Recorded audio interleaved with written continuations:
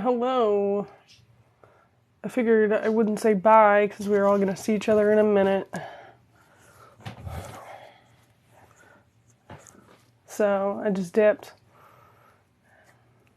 I told y'all whenever I disappeared from the voice chat, it would be pretty evident. Hello again. So nice to hear from you. Is everybody ready for the end? This is the end time. Also, I have COVID. I don't know if I mentioned that to anybody who was not in voice chat. I have COVID. So we're lucky this is even happening today. But it's cool. My temperature is normal, where it hasn't been the past couple of days.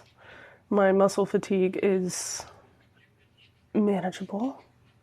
And I haven't been coughing as much, mostly because I have been dosing myself with chloroseptic. So we're going to be dealing with that periodically. But if it gets me through the chapter, it gets me through the chapter. Aw, thank you. I'm glad I could help you. Are you? Yeah, so if my voice sounds a little off, it's because of my throat. But it's okay. We're gonna make it through. I couldn't miss this. It's the end. It's the end. So, I hope y'all are ready for it. I'm gonna wait until everybody filters in here. Sound off. I need my book club peeps in here. Thank you for the follow. I am feeling okayish. I'm feeling okayish enough to do this. Maybe won't be working out anytime soon, but it'll be fine. I'll make up for it. Hey, glad you're here. Yeah, COVID buddy. What's up, T-Galaxy? So glad you're here. I gotta make sure T-Galaxy's in here. I'm glad Lady Aoife's in here. I know Lady Aoife's in here. I know Crimson's in here. Finn, you in here? Finn. I need all my peeps in here. Finn. Okay, awesome. Sweet. Gotta make sure all my excellent. I'm trying to see everybody's name who I haven't noticed filter in here yet. Gotta make sure y'all here. I've seen maybe these won't die. Can I see? Touch the top. See if I can see. Excellent. Hey, Bex is in here. What's up, Bex? Man, for all the new people, for all the names I don't recognize, if y'all in here for the first time, man, this is going to be the worst time for you to join. We're at the end. I'm just going to give it to you straight. Or gay. I don't know. Oh yeah, I'm definitely reading the second book in the series. Are you kidding? Everyone's been loving the series so much, so I'm definitely going to read the second one. Dangerous in here. Thorny is in here. I've been better, but I've also been worse. Does that make sense? It's fine. I'm somewhere in the middle, somewhere in between.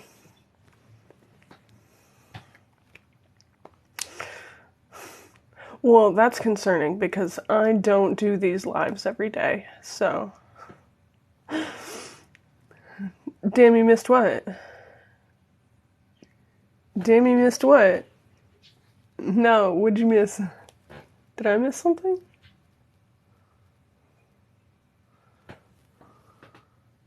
What'd I miss? Thank you for the follow.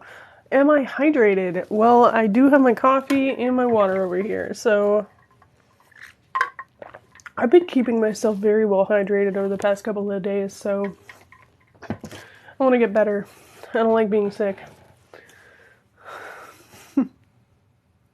Oh, I did say something about the end of the book that we've all been reading.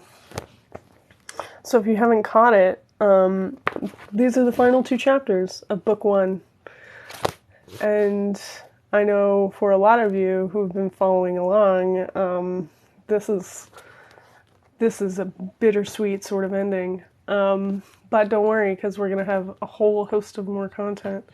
And if you haven't been keeping up, I know a large portion of it is on YouTube. There are still a couple chapters missing that I have to re-record. But, well, they're already recorded. I just have to edit them and upload them. But once again, I've been sick with COVID. So when I actually don't have problems, I'm going to upload them. But you can always go and catch up with portions that you missed or portions that you want to re-listen to on the YouTube channel. I also host a recap every Wednesday, and those have been going up regularly, so those are on the TikTok. No, yeah, I'll feel better. I've had my vaccine, but I had just scheduled the booster when I got COVID. I was like, are you kidding? So now I have to reschedule it. And then I have to wait before I can get the booster a certain amount of time, because you can't get the booster right after you've had COVID. So that's a problem. And I'm very annoyed by it. I wanted to be fully up to date. Hello. So glad you could make it. So yeah, once again, if my voice gets a little rough, I apologize in advance. I don't want to make anybody in the book club sad, especially. I could also die of COVID, I feel like. So I prefer being inoculated. So that's what I'm going to do. But it's okay if you don't want to. That's your choice, technically. You can I still get it with a booster? Well, no, I mean, I can't get the booster right after I have COVID, but I don't want to go into a public place with COVID. Is what I mean. Regardless of everybody else's being a whole mess, walking around with no mask and acting like everything's totally peachy keen and fine again, I don't want to be that idiot that just walks in and is like, well, yeah, I have COVID. I've worked in customer service. I know what it's like to have some woman be like, yeah, I have COVID, and just walking around handing you her money out of her titties, just no mask. You know, I've been there, and I don't want to be that person. So, where to get the contacts? These came from Uniqso. So, I like these. The purple on these, it's kind of a bit more brighter. Sometimes in different light, they look so bright they almost look pink, and then I get weird questions. You speak from what example? COVID if you get the booster. Oh, I know I can still get COVID. It's just a matter of if I can get over it quicker, which I'm fine with. If I'm building up, and if you're giving some moderated form of the virus to yourself in order to, cook up antibodies in yourself, of course you might get it. That's always a risk. The point is, can I fight it off better? Which is my number one concern. Is it freezing a bit?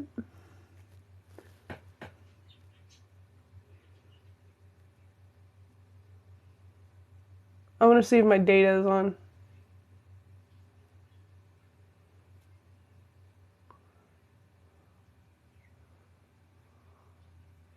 Thank you. Is my recording freezing a little bit for you all?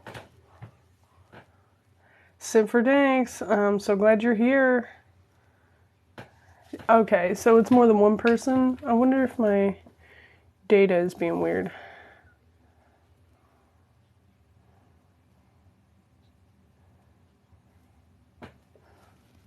Ah, dang.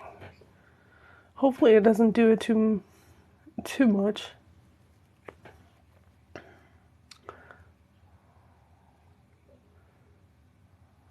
All right, I think everybody's in here because Insomniac's in here and Simfordanks is in here. So I think we're gonna get started with the end. For those of you who don't know, and have just joined this live, We've been reading a book that we're almost done with. We have 2 chapters left. We're going to finish it today, and it's called Johannes, Cabal, the Necromancer. And if you haven't been following along, or if you haven't been in these lives, then you can always go check out the YouTube or the recaps. If you want to stay and know what's going on, you can also go and purchase the book. It's a really good book, and you should support the author. So, with that, I think we're gonna... You wish I was using my kitty mug? My kitty mugs are dirty. I've been using those nonstop. But they're in the dishwasher right now, so I'm using this one, which is technically a Zawa's mug. But it doesn't matter. I stole it, and I'm going to put it over here because I'm out of coffee now. Great. It's 10 minutes in, and I'm already out of coffee. Excellent.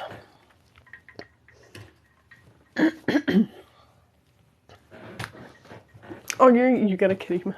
Yes. Good.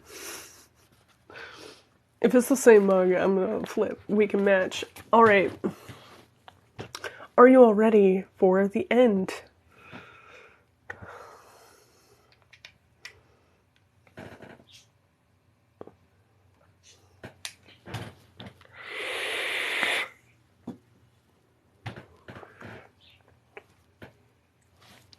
Excellent.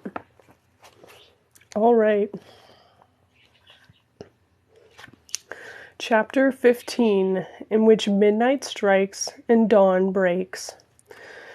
Cabal stood at the top of the helter-skelter with a pair of opera glasses and directed operations. He was in the way of the late evening revelers, but characteristically really couldn't give a tinker's cuss. "Hey, Daddy-O," said a hip young dude, demonstrating that everything old is new again. Cabal slowly lowered the glasses and gave the offending youth a look that would have chilled dry ice. The youth, lacking experience but possessing chutzpah in excess, didn't notice. "You're cramping my style, man. You're dissing my main squeeze." His main squeeze simpered, curtsied, and said, "Good evening, sir." "Let me see if I understand your outlandish melange of argot, young man," said Cabal, who was fewer than 10 years older, but who had already regarded young as a synonym for stupid. "You're suggesting that by standing at the top of my own helter-skelter, I am in some way imposing upon your..." He looked at the girl, who simpered some more. "Young lady." "Get hip to the jive, my man," said the youth, jiggling on the spot, crossing and recrossing his arms while making horned hands. Cabal wondered about his sanity. "I'm a-saying this, fool, you'd..." "Hold hard. I think I caught the word fool there. Are you calling me a fool?" "Sure, you're a fool. I'd say get off, you..." For Cabal had grasped him firmly by the scruff of the neck and thrown him headfirst down the chute. "I trust you can make your own way down," he said to the girl as he put the glasses back to his eyes. "Oh, rather. Sorry about Rupert. He's a bit of a nitwit, but frightfully good-looking. Well, ta-ta." She smiled sweetly and swept down the chute and out of sight. "Ta-ta, lady," said Mr. Bones, who had just arrived at the top of the stairs. "Mr. Bones reporting in, General. There ain't a sign of the guy. He's so gone..." Bones paused while a suitable simile came to mind. "That he's coming back. Kind of." Cabal looked at him oddly. Bones tried again. "What I'm saying is we can't find the man. He's vanished, boss." "The perimeter is secure?" "Oh, yeah. Ain't a blue-eyed weasel gonna get out of this place we don't know about. Can't figure it myself." A good-natured clattering up the steps presaged the appearance of Bobbins. He seemed upset in a bright way. "Sir! Oh, sir, look!" He held out a brown paper bag. Cabal looked into it and then slowly reached in to remove an eraser, dripping with goo. He dipped in again to find an old advertisement for ladies' arch supports, also soaked in the stuff. "Layla?" "Somebody killed her, sir. Who would do such a thing?" Cabal thought Bobbins was far too nice to be an expression of satanic influence. What about her bodyguard? Dead too! And one of the chaps from Maidstone is missing. Barrow's work. It had to be. Now that he knew he wasn't fighting humans, he clearly didn't feel morally bound to take prisoners. The gloves were really off now. Cabal bit a knuckle and thought hard. It was 11:30 now. He had half an hour left in which to neutralize Barrow and locate one last soul. Time was too pressing to juggle both without Horst's help. Where was Horst, anyway? So Barrow would just have to be the lucky donor. Cabal concentrated. If he were Barrow, where would he be heading for? He can't get out of the carnival, he knows, and violently disapproves of its function. Nowhere is safe, so he's gone on the offensive. What would he target? Scheiße! The contracts! Barrow's going to destroy the contracts. Bones nodded thoughtfully. That's bad. We have to get to the train before he does. Come on. He made a move toward the steps, decided urgency outweighed dignity, and jumped onto the chute.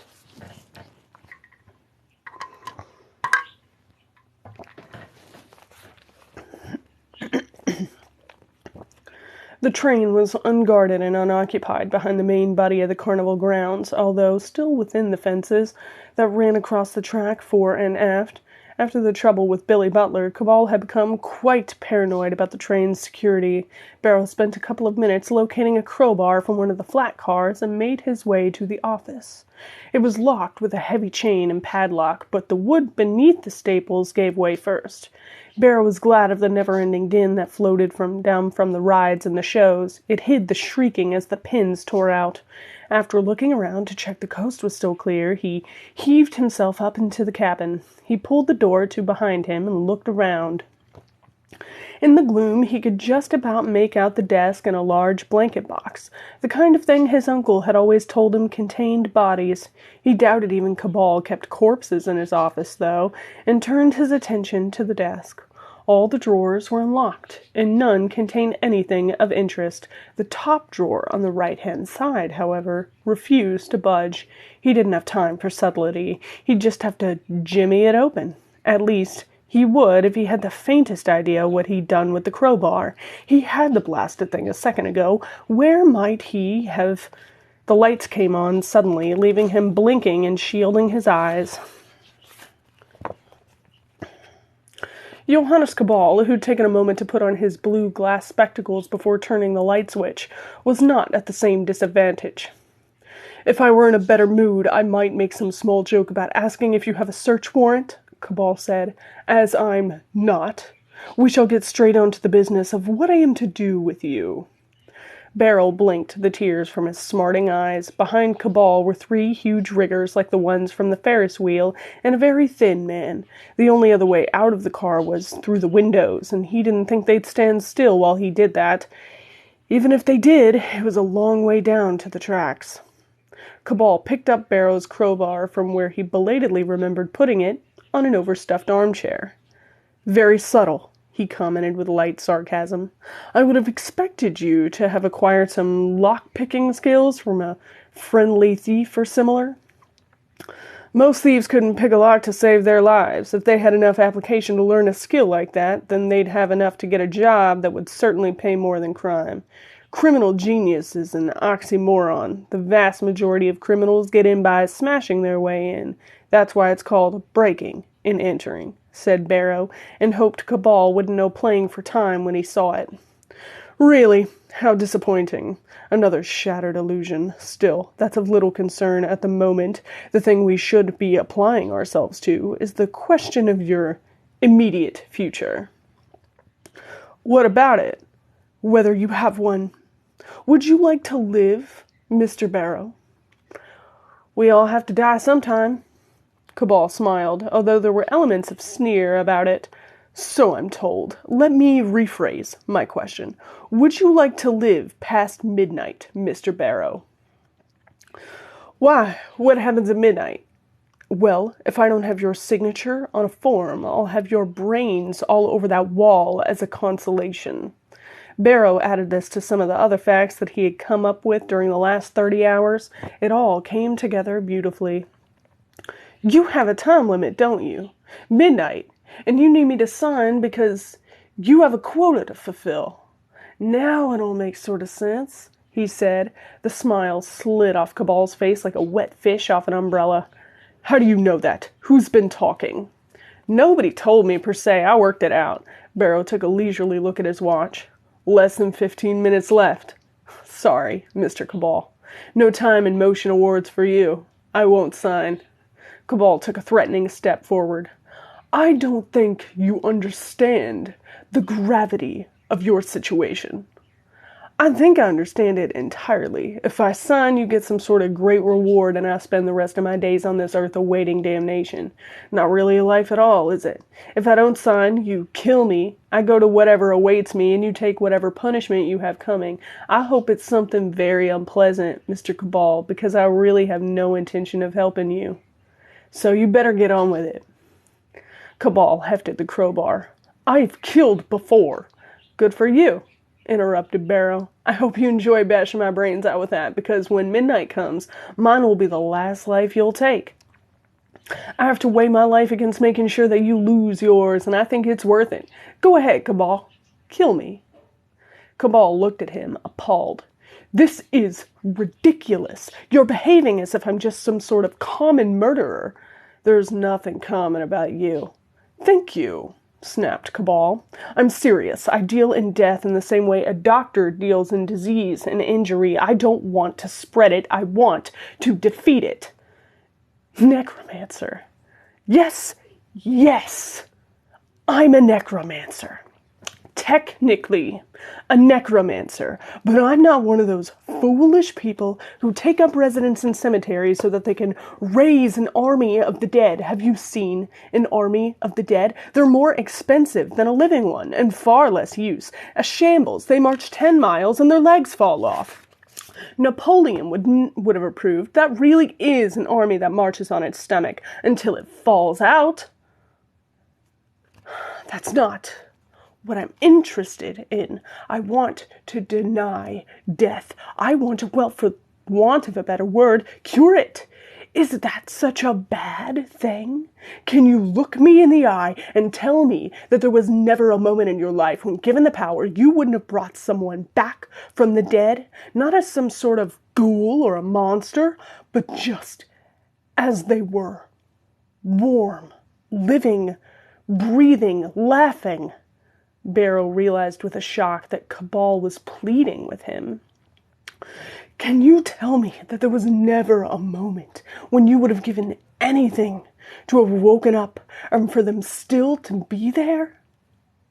Barrow thought of a cold October day 15 years before and said, We have to accept it. No, roared Cabal in a sudden fury that made Barrow step back. No, we don't.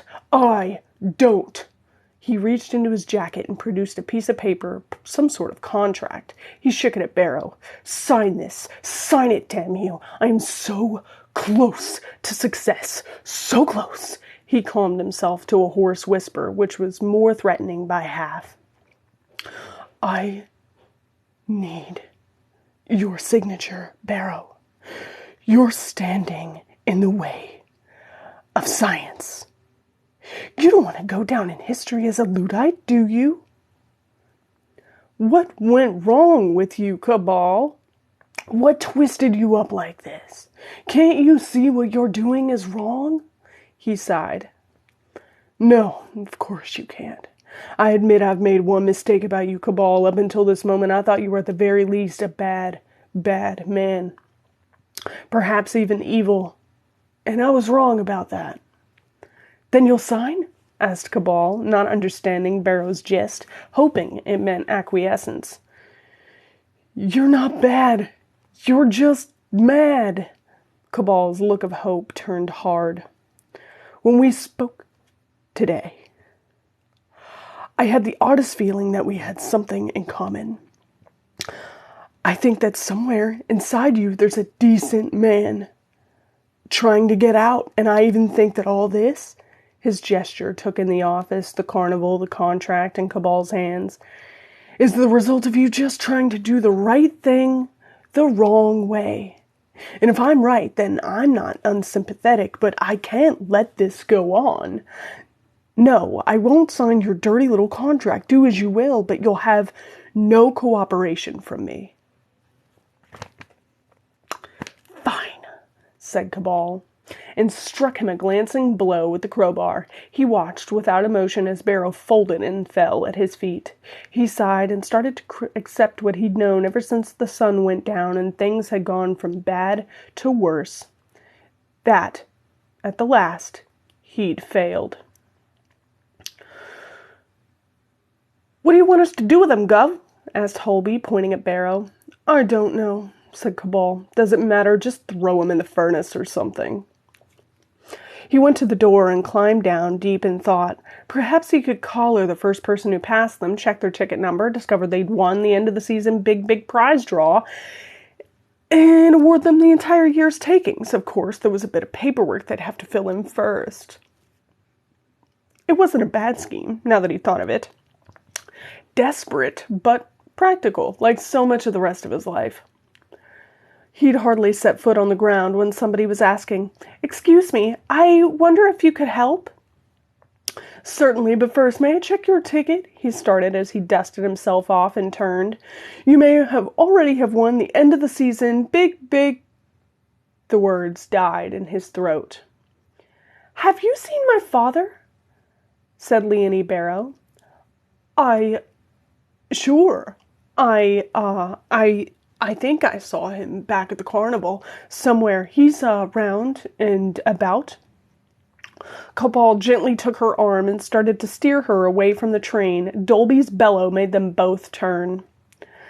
"Hey, Governor," he pointed at Barrow's lint form dangling between Holby and Colby. "I think he's too big to get in the furnace in one piece. Can we chop him up a bit first?" "Oh," said Leonie Barrow. "Ah," said Johannes Cabal.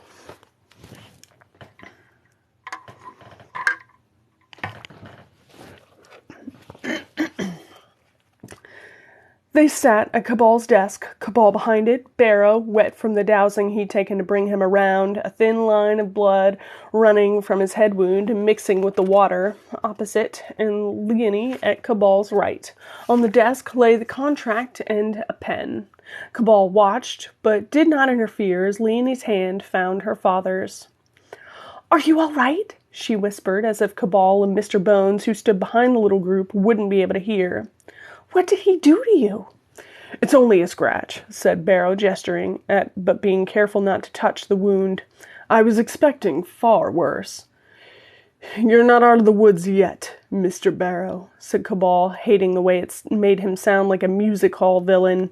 He checked his watch. Less than 5 minutes. He shot a sideways glance at the hourglass on the shelf.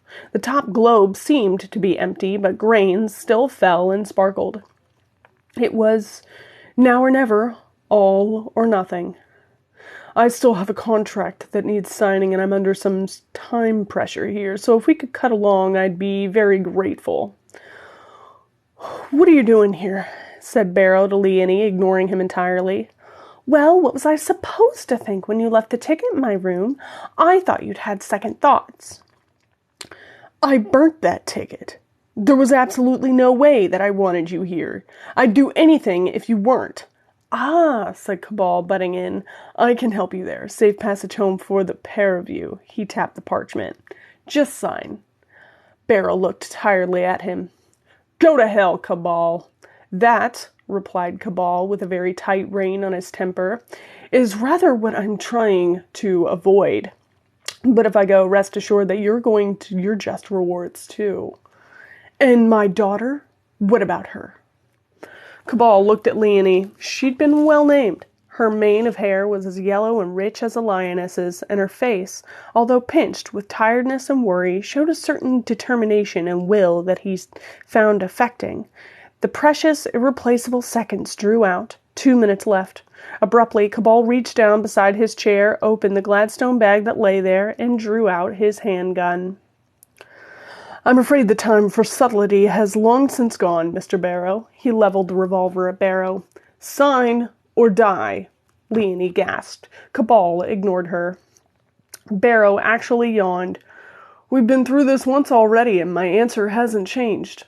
No. Very well. Cabal hadn't expected him to crumble suddenly, but it had been worth the attempt. He swung his arm until the gun was bearing on Leonie. Sign, or she dies. Dad, said Leonie, and slapped her hand over her mouth. She frowned at uttering the traitorous word. Cabal realized that she didn't want to upset her father any more than he already was. She was letting him play this game out. Even at this pass, she was still thinking of him. A remarkable woman. Why did he always meet them in such unfortunate circumstances? You won't, said Barrow. What is this? A dare? Ye gods, man, it's your daughter's life. I know that. I also know you, Cabal, and I saw how you reacted when you first saw her in town. It took me a little while to understand what was going on in that mausoleum you call a mine, but I finally got it. Distasteful, as it seems. I don't have time for amateur psychology demonstrations, Barrow. I'm going to start counting. It was love at first sight. Despite everything, Cabal actually laughed, an honest laugh of disbelief. Love? Love. You are so very, very wrong, Barrow. I'm sure Leonie's a lovely person. In other circumstances, perhaps, we could have been friends, and I really would be loath to blow most of her head off, I'm sure. But he deliberately thumbed the hammer back. I'll do it, without hesitation. You won't do it, Barrow said with finality, crossed his arms, and leaned back in his seat. The tableau was held for a long moment. Barrow, certain and determined. Cabal looking at Barrow, and his gun hand leveled unwaveringly at Leonie. Leonie, trying not to look frightened, watching Cabal's trigger finger and noticing it was barely touching the trigger itself. Suddenly, the carnival fell totally silent. The calliope stopped in mid-phrase. The barkers stopped barking. Cabal blinked, raised the gun to a ready position, and checked his watch. What's this, Bones? He demanded. There's still a minute left. Bones struck his thumbs in his waistcoat pocket. That's right, boss. Still a minute for you to get that there contract signed. But as for this here carnival, we're packing up. What? Cabal rose to his feet. How dare you? This is my carnival, and I say... You say way, way too much with all them big words ears. And it ain't your carnival. And it's never been your carnival. You just borrowed it for a while. And the loan term's up, boss. This last minute, it's ours. And it starts... He struck a dramatic listening pose by the window. The calliope churned back into life, and Cabal recognized the tune within the first few notes as a deranged, discordant version of the minute waltz. Now. Bones danced around like a ferret and clapped his hands. Time for some real fun around here. He stopped by Cabal. Hey, did I ever mention what a pig's ass job you did of making me in the first place? Frequently. It mean to say, look at this. Bones' face sloughed off the front of his skull, revealing bare bones and muscle. It hit the floor with a noise like an accident with rice pudding. Cabal just glared at him. Barrow had attended enough autopsies to have seen worse. Leonie looked away. She had the feeling that the next minute was going to be the worst of her life, one way or another. That's just shoddy, now ain't it? He laughed a high, shrieking laugh, rolled the door open, and leapt down to the ground. The open door let in a tide of sound, including a lot of screams and shouts. What the hell is going on? Cabal said, and stepped forward to the doorway. Hell was exactly what was going on. The carnival was falling apart and reforming into new, horrible shapes before his eyes. He was forcibly reminded of Bosch's The Garden of Earthly Delights. It didn't seem like a place to bring the family. The things from the ghost train were flying low and fast between the blossoming flowers of destruction that used to be the sideshows, harassing panicked townsfolk into headlong stampedes. The giant gorilla had left the ghost train, ascended the helter-skelter, and now a looming tower of spikes and blades, and stood triumphantly atop it, swatting at what used to be the 4 jockeys from the day at the races concession, but who now looked like a personification of death, war, pestilence, and hunger, although they still wore their bright racing silks. The gorilla was holding in its spare hand some hapless individual that was fighting feebly to get away. At the base of the tower, Denzel waved up at Dennis, who paused in his struggles to wave back. He didn't feel cut out to play Fay Ray at all. "Stop that!" bellowed Cabal. Nobody stopped at all. "Joey! Joey! Pull your verdammt trousers up this instant, you're frightening people." "That's rather the plan, actually, old bean. Sorry and all that," called back Joey, the most well-mannered and polite expression of diabolical will one is ever likely to meet. Cabal looked around. "Bones, stop them. I am still in control here." "For the next 30 seconds," shouted Bones from 100 yards away. He became sober. "I'll see what I can do, boss." He turned to the pulsing boil of chaos that used to be the carnival. "Stop that," he said in a faint voice, wagging his finger. He exploded laughing, staggering around with delight at his own wit. Then his head just exploded. Cabal drew back the hammer on his smoking gun. "I will not be mocked," he said to nobody in particular. He turned back to face Barrow. "Sit down," he said to Barrow, who had started to rise. Cabal looked around the office. The paneling was starting to rot, the polish vanishing from the desktop, a smell of damp and abandonment returning to this place just as he'd found it. He walked back to the barrels and placed the gun barrel against the side of Leonie's head. 15 seconds. Sign now." "No," said Barrow inevitably. "Then it's all over," Cabal said tonelessly, and aimed at Frank Barrow's head. Without drama, but in swift, certain movements, Leonie snatched the contract and pen from where they lay and signed. She thrust the paper at Cabal. "Leave my father alone," she said simply. "No!" cried both men, making Leonie jump. Cabal glared at Barrow. "Now look what you've done with your idiotic intransigence." Barrow wasn't so aghast at Leonie's act that he couldn't be taken back any further. "What I've done?" Distantly, the clock at St. Olave's struck 12. The flow of dust in the hourglass abruptly ran out, settled in the lower bulb, and lay still. "Time's up," said Bones' body, appearing at the door, carrying a boater full of skull fragments. The voice came directly from the wet stump of his neck and sounded a little muffled. "All aboard the Damnation Express!" He swung out of sight again, and through the open door, Cabal could see that the carnival field was empty, but for a few people running aimlessly about. Cabal turned to Barrow and his daughter to speak, but then paused. Barrow was crying freely, Leonie holding him and telling him it was all right. Cabal looked at the contract in his hand and opened his mouth, but suddenly the train heaved forward and he was thrown onto his back. Leonie looked around fearfully. It was odd. The train seemed to be pulling away, but she and her father, seemed to be staying still. The walls of the car were becoming translucent, as if they belonged somewhere else or were made of mist. Even Cabal, rolling heels over head in slowed motion, didn't seem very solid anymore. The train slid away from beneath the barrows, and they were dumped gently onto the tracks, except there were no tracks. No sleepers, no sign that there had been for years. The train, a phantom monster in glowing greens and blues, howled past the station and left it, a ruin from an old fire, the station master saluting sadly as he whisked back out of the land of the living and dumped into the place reserved for and deserved by suicides. At least, that was the thinking when the rules were drawn up. Screaming and ranting, the engine shot away into the night and towards a black horizon.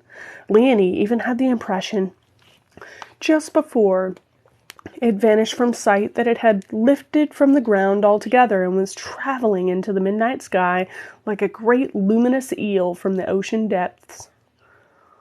"Why did you do it?" asked her father, deep in misery. "He was going to kill you, Dad. I had to take a risk." She looked at the empty sky.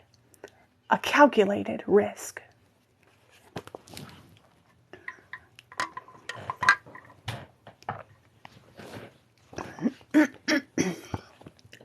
Cabal felt a faint tickling on his lip. He moved his hand to swat it away, but had trouble coordinating his hand. He tried once, twice, and was just at the point where he decided that it wasn't an unpleasant sensation, and it was too much bother to deal with anyway, when somebody else swatted it away for him. Actually, Somebody else slapped him hard. Ugh, said Johannes Cabal, rolling away from the blow. He climbed onto all fours, his head hurting abominably, feeling disoriented and nauseous. Horst watched without comment as his brother vomited miserably on the office floor. When he was sure Cabal was just about empty, he reached down, grasped him by the lapels, and threw him across the room. Before he had time to recover, Horst had picked him up again and pinned him against the wall. "You didn't listen to a word I said, did you?" Cabal tried to pull himself together. Besides his brother's coldly furious face, he could make out that they were still in the office. It must have carried on rotting while they'd been unconscious. Mild concussion. That would explain why he felt so dreadful, for it was now no more than a car full of rubbish it had been when he first found it. The only change was a poster on the wall, decaying and curling already. The Cabal brothers present their world-famous Carnival of Wonders. A woodlouse was unsuccessfully tried to negotiate it and fell to the floor. Cabal realized what the tickling on his lip had been. Though the windows, he could see gnarled trees and a suspicion of low, rolling land. They were back in the flatlands. The carnival was back in mothballs. "You took another innocent soul, didn't you?" "I didn't take anything." "Don't lie to me. I was right there, in that bloody box, listening to you." "Then you know that I didn't take anything," barked Cabal, wrestling himself free. He glared at Horst as he tried to straighten his jacket. "She gave it to me." "Gave it to you," said Horst contemptuously. "Gave it to me. Don't come the moral guardian with me. If you were right there, why didn't you do something?" "Oh, I was ready, believe me. If I'd heard that distinct click your finger makes when squeezing a trigger, I wouldn't have got as far as making the second click it makes when it's finished." "You didn't stop me from shooting Bones." "You were leaning out of the door and obviously pointing in the wrong direction." He smiled grimly. "You shot Bones, did you? Can't say I'm sorry. Never trusted him. I never trusted any of them." "They finally betrayed you, then?" "Like you were expecting it." "Damn right I was, just like you were. You're not stupid, Johannes. Inhuman and morally bankrupt, perhaps, but not stupid. Chose their moment, did they?" "Oh, yes, they did that right enough." Cabal brushed some of the debris from the desk corner and sat there. His favored leather chair seemed to be home to a nest of mice. "Look, I'm not proud of what I've done, but it's done. I've been manipulated from pillar to post, committed acts I'd prefer to forget about, but that's all done with. I'm not pretending that the ends justify the means, but the fact remains, I've won the wager. I get my soul back, and I can get on with my research." "Whoopee," said Horst. Cabal stifled his annoyance. Horst had put up with a lot. "Now, I'm sorry about last night, the things I said. In my defense, I can honestly say I wasn't quite myself. I'm not insensitive to all the work and effort you put into the carnival, and, well, it would have been a failure without you." "Rub my nose in it, why don't you?" "The point is," said Cabal, talking through him, "the point is you kept our side of the deal, so I'll keep my side. I've had a few ideas about how your condition can be treated, and if you'll come back to the house with me, I promise you that I won't rest until I've found a cure." There was a long pause. "I've said my piece," finished Cabal. Horst looked at him for a long moment. No, it won't do. I'm afraid I'll have to turn down your kind offer for several reasons. Firstly," he started to walk to the window, but kicked something. He picked up the crowbar, touched the tip, sniffed it. "That's blood." "Is this what you hit Frank Barrow with?" "It is," said Cabal, irritated by the distraction. "He used it to try and get into the locked drawer to get the contracts. I was expecting something more artistic from him." He stopped, thought. "Just a moment." He walked to the desk and inspected the drawer. There was a scratch on the lock plate, which had previously confirmed to his satisfaction that Barrow had tried to force it. He cursed himself for addled thinking. "Firstly, carried on Horst, regardless. I really have no interest in being stuck in the same house as you for the years your experiments would inevitably take. Secondly, we both know that your interest would slide back to your main researches and probably leave me high and dry. Thirdly, you're a despicable human being who should have died at birth. Sticks and stones, said Cabal, otherwise paying no attention. The crowbar was on the chair over there. How then did Barrow even manage to attempt to jimmy this drawer when the tool was nowhere near to hand? Fourthly, I'm never going to be able to live with myself for helping you, not if I live to be 1,000, which, given my condition, is a real possibility. Cabal was still ignoring him. And further, why attack the lock when surely a crowbar would be used against the catch? He examined the scratch. This is too fine to have been caused by the bar. This lock's been picked. Fifthly, lastly, and I think most tellingly, I'm not going to accept your offer because you've lost your bet.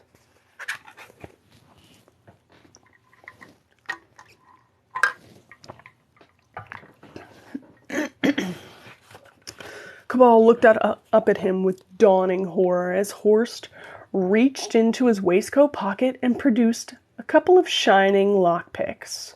He held them up for inspection as, with the other hand, he took a familiar-looking piece of parchment from an inside pocket. He shook it open and turned its face toward Cabal. It was one of the contracts. It was unsigned. Cabal felt his legs start to go and sat heavily on the floor. Oh, Horst. Oh, what have you done? I've killed you, brother. Just like you killed me. I would like to think. There's some small degree of nobility in my actions, though. Cabal couldn't tear his eyes from the paper. When did you do it? I picked your desk drawer and stole this about 10 months ago. 10 months? You've had that for 10 months? It took me until then to notice that you never counted the contracts, only ticked them off in that silly book of yours, and a tick is easy enough to forge. You had faith the contracts themselves would stay where you put them. Reasonable faith, as it turned out when I tried to get at them. I had that lock is incredibly difficult to pick. It took perhaps 10 attempts. It pays to invest in quality, said Cabal faintly. Why did you take it? When this all started out, all the people who you got to sign were obviously going to the bad place no matter what. I had no problem with that, but sometimes you'd be almost at the point of pulling the cap off your pen for some poor schmo whose only sin was being a bit stupid or gullible. Yes, I know those are cardinal sins as far as you're concerned. Not for me, though. I'd have to jump in and distract you with some more suitable prospect. That's when I decided I needed a bargaining counter. You stole the contract. So I stole the contract. But how was that supposed to modify my behavior if I didn't know you had it? What use is a threat if you don't make it? There we have the difference between us. It was never intended as a threat. If we'd arrived here and I'd been convinced that you were doing this the right way, I'd have gotten this thing signed for you myself. Even somewhere like Penlow, there were still some likely prospects. When you took the soul of that woman in the arcade, Nia Winshaw, said Cabal quietly, at least you remember her name. Yes, Nia Winshaw, that was it. I gave up hope. I knew you were beyond redemption. Well, I am now, said Cabal with no rancor. I'm going to have this mortal coil violently stripped from me on Satan's own orders and spend the rest of eternity in boiling sulfur or being impaled by tridents or something equally tedious. Thank you, Horst, ever so. I'm sorry, Johannes. You should be. No, I'm not sorry for what I did. I'm sorry for everything that brought us to here and now, and everything that meant I had no choice. I am truly, deeply sorry. And if it's any comfort, I still believed you could be saved almost up to the last moment. Saved from what? The only thing I really needed saving from turns out to be my own brother. Redemption. You keep saying that as if it's something I needed. Shouldn't you produce a tambourine from somewhere and start dancing around while you talk like that? He rested his crossed arms on the drawn-up knees and rested his forehead on his forearms. His whole life was a waste. His researches hadn't added a pennyweight's value to human knowledge. He was no closer to reaching his goal. Soon he would be dead, and everything that he had done would be forgotten or a cheap joke. If he had applied himself to something else, like money, he would be a rich man now. Ironically, he was a rich man. Running a lucrative business that doesn't pay wages can do that. Unfortunately, he was going to be dead long before he ever got a chance to do something worthwhile with the wealth. I should never have gone back to the Druin Crypt. I should have just put an advertisement in the entertainment press. Required, deputy manager for traveling carnival, talent, greed essential. Moralist need not apply. Horst looked down on Cabal. Started to open his mouth to speak, but changed his mind. He had the air of somebody who finally realizes that he's been wasting his time. Instead, he walked to the window and looked out at the eastern horizon, tearing up on the useless contract as he stood. The sky's getting light. It's almost dawn. I haven't seen the sun in 9 years. He opened the door and climbed down. Johannes Cabal sat alone with his self-pity and self-loathing for a long minute. Finally, he looked up with an expression of awful realization. Dawn? He said in a horrible whisper. He threw himself to his feet, staggering slightly as the circulation returned to his legs, recovered, and ran to the open door. Outside, Horst had walked some 50 feet and was taking off his jacket, neatly folding it and putting it on the ground. Cabal paused on the step and shouted desperately, For pity's sake, Horst, come in! Come in! Don't do this! Across the flatlands, light from the new dawn swept rapidly toward them. Horst watched it approach with unconcerned equanimity and a gentle smile. Cabal didn't. He jumped down, landing heavily, and started to run towards his brother, pulling his own coat off as he ran, swinging it around to act as a shield against the brightness. Please, Horst, I'm begging you, don't. You can get back to cover if you run. Horst looked at the brightening horizon and felt his skin starting to heat with an odd prickling that was neither pleasant nor unbearable. He could hear his brother, and the naked fear in his voice touched him unexpectedly. He couldn't look at him. He had to stay resolved. He'd lived, one way or another, longer than some, and that was something to be thankful for. Now it was undoubtedly time to go. His eyes didn't waver from the distance. Sorry, Johannes. I'm going wherever I should have gone 9 years ago. His last and strongest impulse for self-preservation came and went, and now it was too late. Even he couldn't reach Shade in time. He wondered if this was all his fault, somehow. Whether the sun was going to hurt.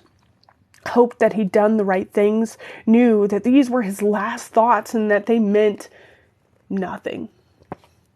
Goodbye, brother, he said. And then he thought nothing at all. As then the sun caught them both, momentarily blinding Cabal as it split over some distant mountain range. He blinked and cursed and tried to find Horst with his outstretched hands, but there was nobody there anymore. He whirled and clutched, but he knew it was already far too late. When finally he could see, there was nothing to see. Just some brown leaves fluttering, and gray dust fluttering, and the faint scene of lost chances. Cabal spun around, looking to the far horizons, but he was alone. Just as he was always alone. The new day found Johannes Cabal, the Necromancer, sitting by a ruined and rotting train on a long abandoned spur line, his head in his hands, the gravel between his feet splashed wet with drops of saline, his sunglasses tossed carelessly to one side when he couldn't see any more.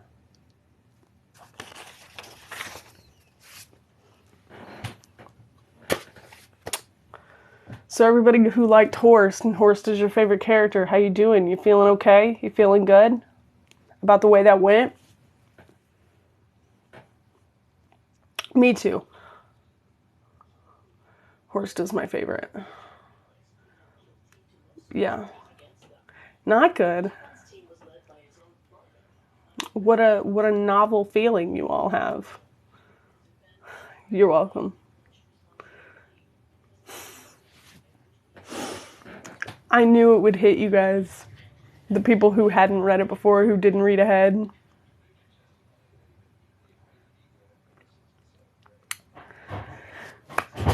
Yeah. I knew you guys who didn't read ahead wouldn't feel great.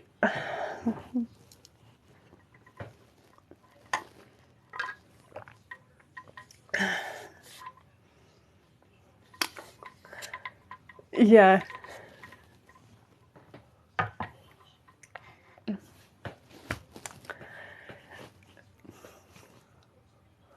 So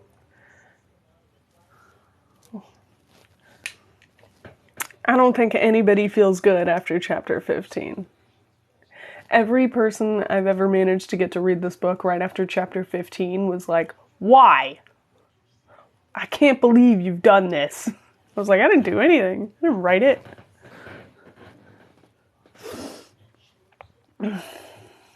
But yeah, it's a trip. It's really upsetting, this particular chapter. You might feel a little bit better after chapter 16. You'll feel a little bit better once the book ends. Not a whole lot better, but a little bit better.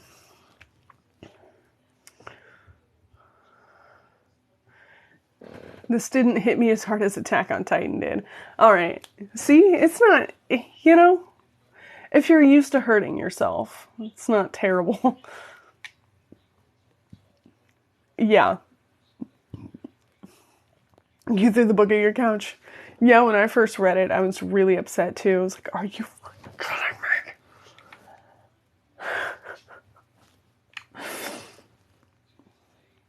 me? Don't worry, there will be other characters. There's a whole other range of stories.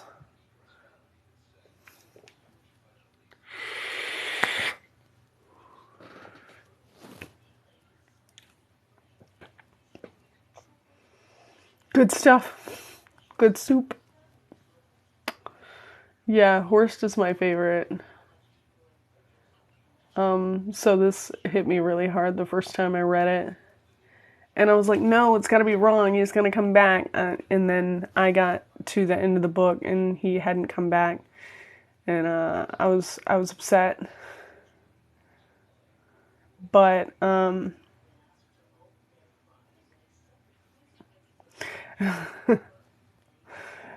worry. There's another. We have Horst. Apart from Horst being my favorite character, my other favorite character is a character named Zarenya, and they have a whole short story. They're Johannes' best friend. I bet you guys didn't know that he had a best friend. He gets a best friend, and their name is Zarenya. And they get their whole short story. And I'm really excited to read that one to you, because I think you guys might like Zarenya too. I'm not sure. I'm banking on it. It's a good bet. And I know right now Horst hurts. But keep in mind, guys, that if you've looked into the series, I'll just go ahead and read off the titles for you, okay? Because there's 5 main books in the series, not including the short stories. So the 5 main books, I'm just going to read off the titles for you and let you posit what you think is going to happen, okay?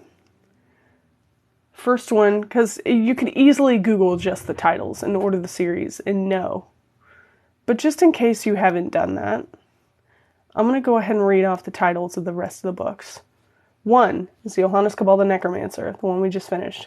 2 is Johannes Cabal the Detective. 3 is Johannes Cabal and the Fear Institute. And 4 is the Brothers Cabal.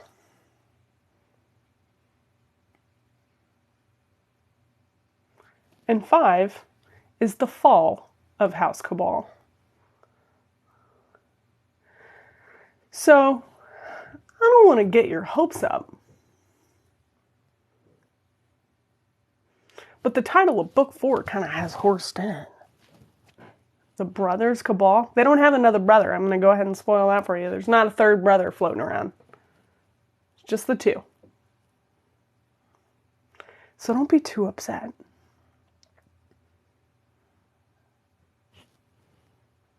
Also, the title of book 5, I think, kind of sets up why it's so final. But the last one is going to be interesting to try and do a live on, because I'll go ahead and tell you, the entire book is... Hold on. I'll show it to you.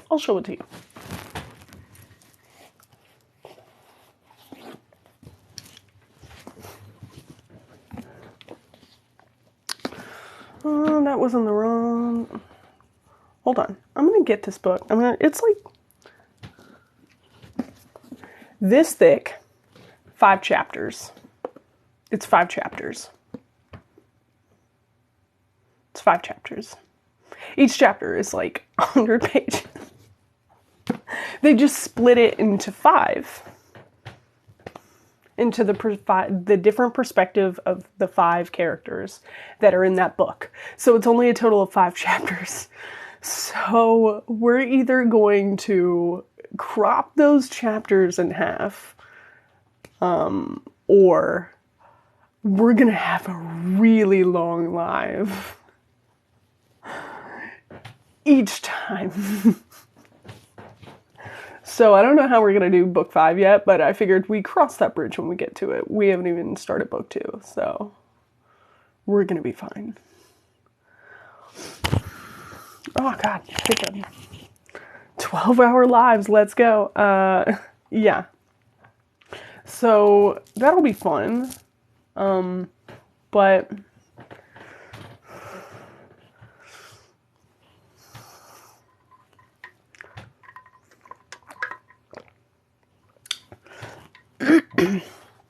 now, I don't want to say Horst is like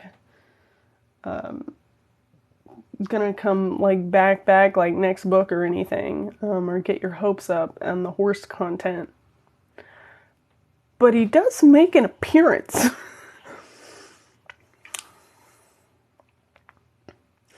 Break a TikTok record for longest live. I doubt it will take that long, but it's pretty long. Like, I can't... Even when I was reading it the first time, I didn't have a block of time where I could set up and read the entire chapter in one go. Like, I will say that. It was a little bit difficult.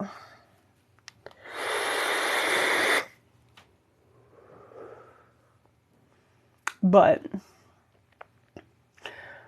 I think y'all are probably feeling a lot of emotions right now, but you're going to feel a little bit better after this next chapter. I'm also hoping somebody laughs at this chapter, because I did when I originally read it. And if you don't, I mean, that's fine, but it'll make me feel a little left out. Then again, I know serial killers, and if any of you, I mentioned it in voice chat in the Discord. If you are in the Discord, great. If you don't know about the Discord, good luck finding it. But I mentioned if you had looked up Harvey and Cora Crippen, they are in this chapter. They are a real life couple. So, or they were a real life couple. They're dead now. But yeah, so if you did look that up, kudos. If you knew who they were before, kudos. They're in this chapter, which I like a lot. We about as long as our Discord calls if we read it in one go. Oh, yeah. Dead, everybody. Yeah, I mentioned them in the voice chat earlier. I was like, if you do not know who Harvey and Cora Crippen are, they are a real life couple. We have a little bit of time. We have like 2 minutes. I'll give you the lowdown. It's highly speculated that Harvey Crippen killed his wife, Cora Crippen. Cora Crippen, it was, she wanted to be famous. I think like an opera singer or an actress or something famous, but she had no talent, so she just kept running around in different circles trying to like look the part and like make a bunch of elite friends.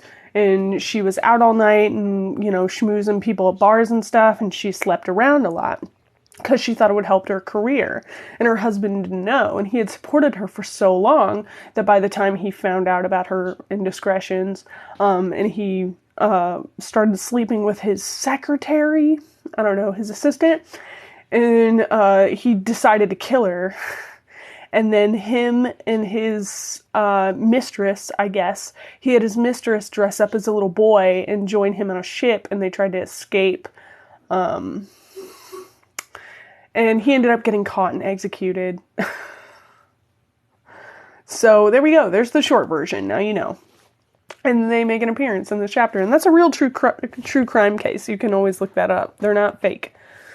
They're not fake made up characters for this book. 3 a.m. to noon. Sounds about right. That sounds legit. Yeah, I think my phone died eventually, and then I just went to bed. I was like, well, I can't. Charger is in the bed. I have to go.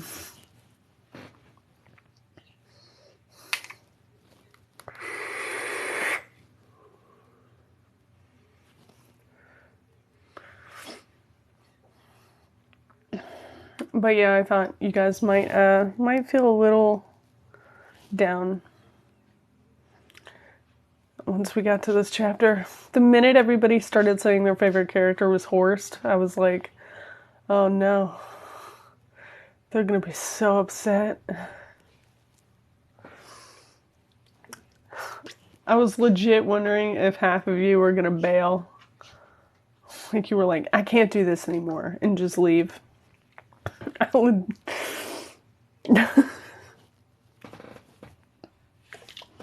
Used to hurt, no comfort, it's fine. Good.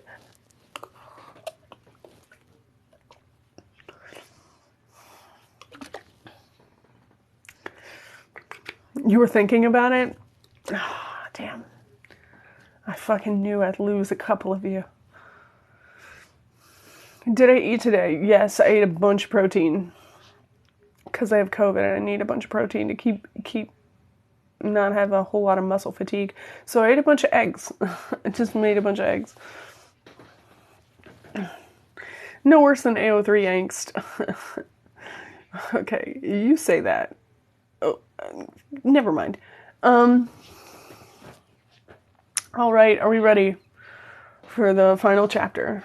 Has everybody looked up Harvey and Cora Crippen? Did everybody get all their goodies in a row? Get another cup of coffee, get your blanket, go cry a little? I don't know.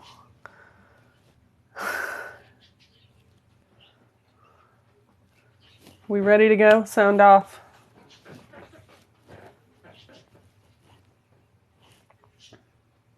I promise I won't hurt you any more than you've already been hurt.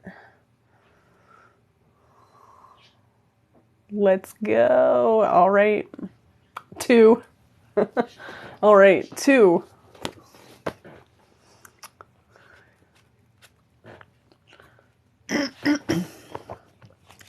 Chapter 16, in which a scientist returns to hell and a deal is broken.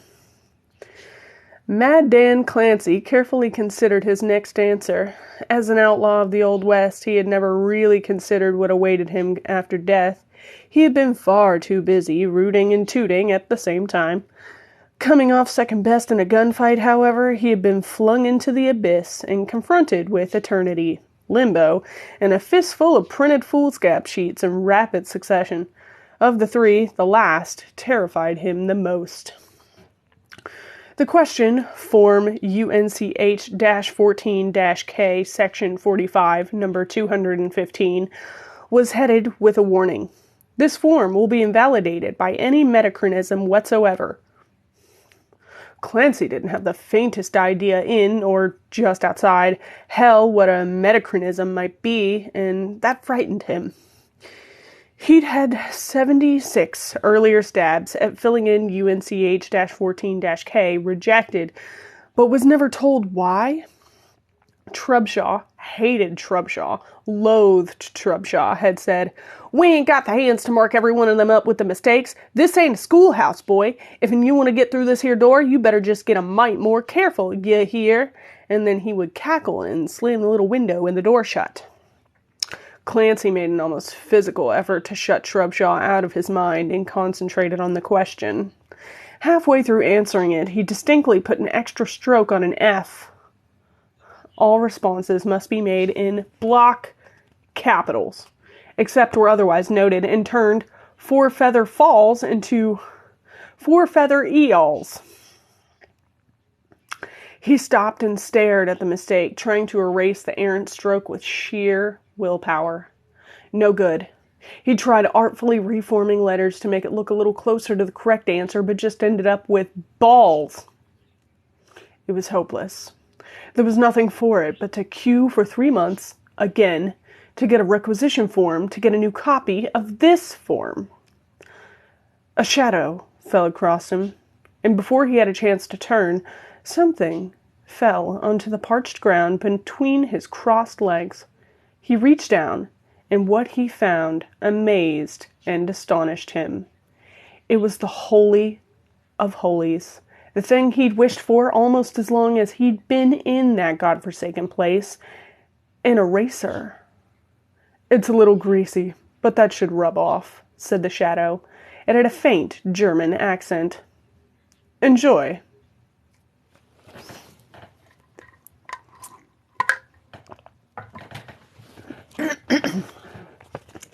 Johannes Cabal approached the gates of hell for the second time in his life.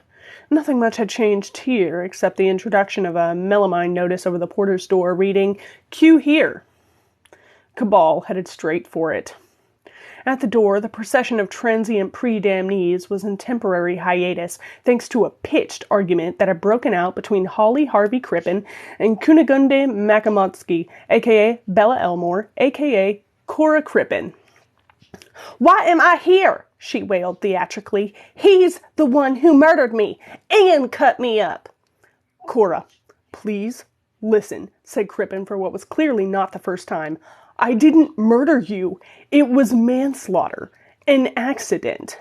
"You accidentally cut me up and buried me under the cellar floor in quicklime. That's an accident, you little worm." "Damage limitation, ma'am," said a U.S. soldier in the line behind them, better known for his skill with a document shredder than with a rifle.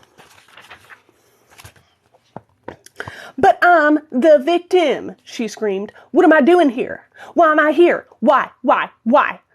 Arthur Trubshaw looked up from the Rolodex he was consulting. "Adultery, multiple counts," he said in a bored voice. He flicked on to the next card. "And the one after that." "Lots and lots and lots of counts." Everybody looked at Cora Crippen. She wilted slightly under the attention. "Well," she said quietly, "I was lonely." "Fascinating," said a new voice. The side of the fully clothed Cabal parted the head of the queue from the door like a razor shaving a hair. "Hello, Trubshaw. I'm back. Kindly open the door." Trubshaw squinted at him for a moment, then a horrid grin settled on his face. "Oh, so it's you again, is it, Mr. Let Me In? I ain't got no appointment, Cabal. Well, sure you can come in," he cackled again, ducked out of sight, and then reappeared with a hefty form that he thrust out of his little window at Cabal. "Soon as you've done the paperwork." Cabal didn't bother taking the wad of sheets, but just cocked his head to read the top leaf. Form VSKW-1, Special Circumstances Living Person Admittance Docket Application. Cabal straightened up and looked at Trubshaw. "You're not serious, are you?" Damn right I'm serious. I wrote this one up just for you. Gotta admit, it's kinda tricky. You might find yourself having to do it a few times before you get it right. Say 300. It has received wisdom that you can't put a square peg in a round socket. As is common with received wisdom, this isn't entirely true. It is quite possible to put a square peg in a round socket if you are very stupid or very willful or just don't like the square peg very much. Cabal reached through the window with both hands, grabbed Trubshaw by the ears, and pulled, shrieking woefully. Trubshaw was dragged through the window until there was enough head showing for Cabal to put him in a necklock and bring his weight to bear. Trubshaw was not a large man, but his shoulders still wouldn't fit through the window frame at all until one broke with a crack that made the onlookers wince. Cabal dragged him all the way through and dumped him on the baking ground. "You son of a bitch!" Trubshaw sobbed. "You goddamn son of a bitch! You just wait until I tells his worshipfulness that you've been a-doing it." Cabal wasn't about to listen. He dragged Trubshaw to his feet and snapped fiercely in his face. "I really don't care. As for you, you've got other things to concern yourself with. Arthur Trubshaw." He whirled Trubshaw to face out into the plains of limbo. As far as the eye could see, there were people. People with forms and pencils that they were throwing to the ground as they rose to their feet. A great, expanding wave of outraged humanity face to face with its tormentor. "Meet your public," finished Cabal, planting his foot in the small of Trubshaw's back and shoving him into the great sea of people, which closed over him in a second. Cabal had little time for lynch mobs as a rule, but at least if one had ever caught up with him, unconsciousness or death would have made the experience a brief one. No such mercies were available to Trubshaw. As Cabal reached through the little window in the gates of hell and undid the porter's door bolt, he smiled. If he was going to have a lousy day, he didn't see why a few other deserving cases couldn't share the fun.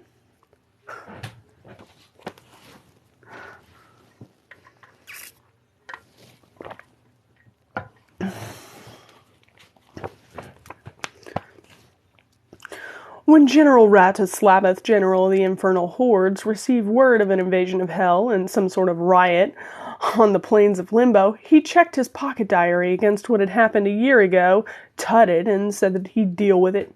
He caught up with Cabal in the fourth circle. "Hello, Cabal," he said, manifesting as discreetly as possible.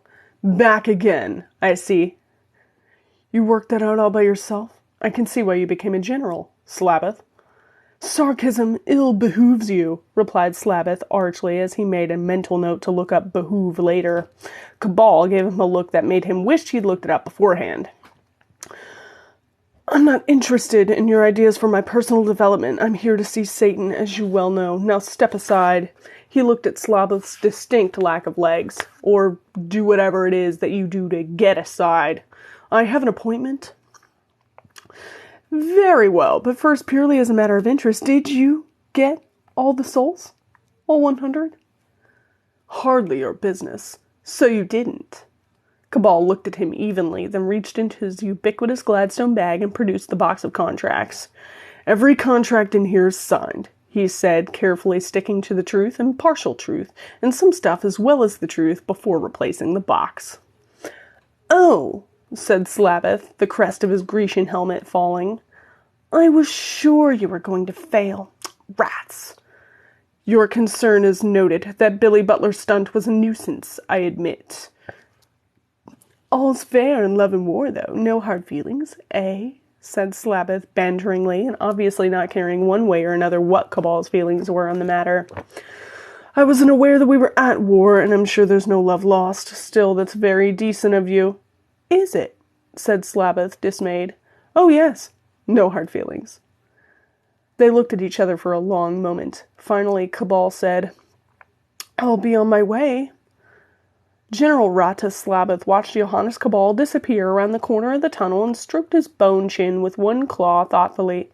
He hadn't got to where he was today without being at least being able to detect double talk, even if he couldn't always read it. Something smelled very fishy here. In fact, something did smell very fishy here. He turned to look around and knocked over something that clattered and rolled. He reached down and picked up an almost empty glass jar with a brush running through the lid. A glue jar. What was this doing here? A mob of imps came barreling around the corner from the third circle, screeching to a halt when they saw him. There was the usual tugging of forelocks, even though none of them had anything faintly similar to locks sticking out of their leathery foreheads, but Slaboth noticed some muffled giggles and still an air of mild insubordination about the whole scene. He tapped the peak of his helmet and guardedly said, "Carry on, imps." They bundled past him in a mad rush to get somewhere quickly. As they disappeared around the corner, he distinctly heard one of them call back, "See you later, ragtag!" To a sudden explosion of laughter, Rataslaboth glared after them, his ivory brow beetling with suspicion. Whirling about, he flew up towards the third circle.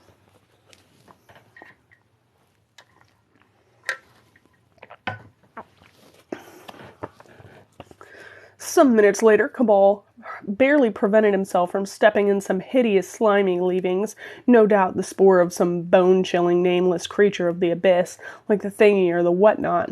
For a moment, though, there was an almost psychic flash of recognition, a flash that smelled distinctly of aniseed. Nor was Cabal the only one to feel it, as that filthy patch itself shuddered and unexpectedly formed an eye that glared at him. It looked a little sore. "Ah," said Cabal, crouching by it. "You must be all that's left of the hapless imp that was sent to suborn me into making a mess of things up top. They obviously have difficulty accepting failure here. As it happens," he said, straightening up, "I was in a hurry when we parted. I think I let you off far too easily." So saying, he stamped on the eye, which made a liquid pop. "Good day," he said as he left. Mimble, Scummy Skirts, lay all of a puddle and thought extra bad thoughts. Satan was listening to the prayers of his worshippers on the material plane of earth, finding it slow going.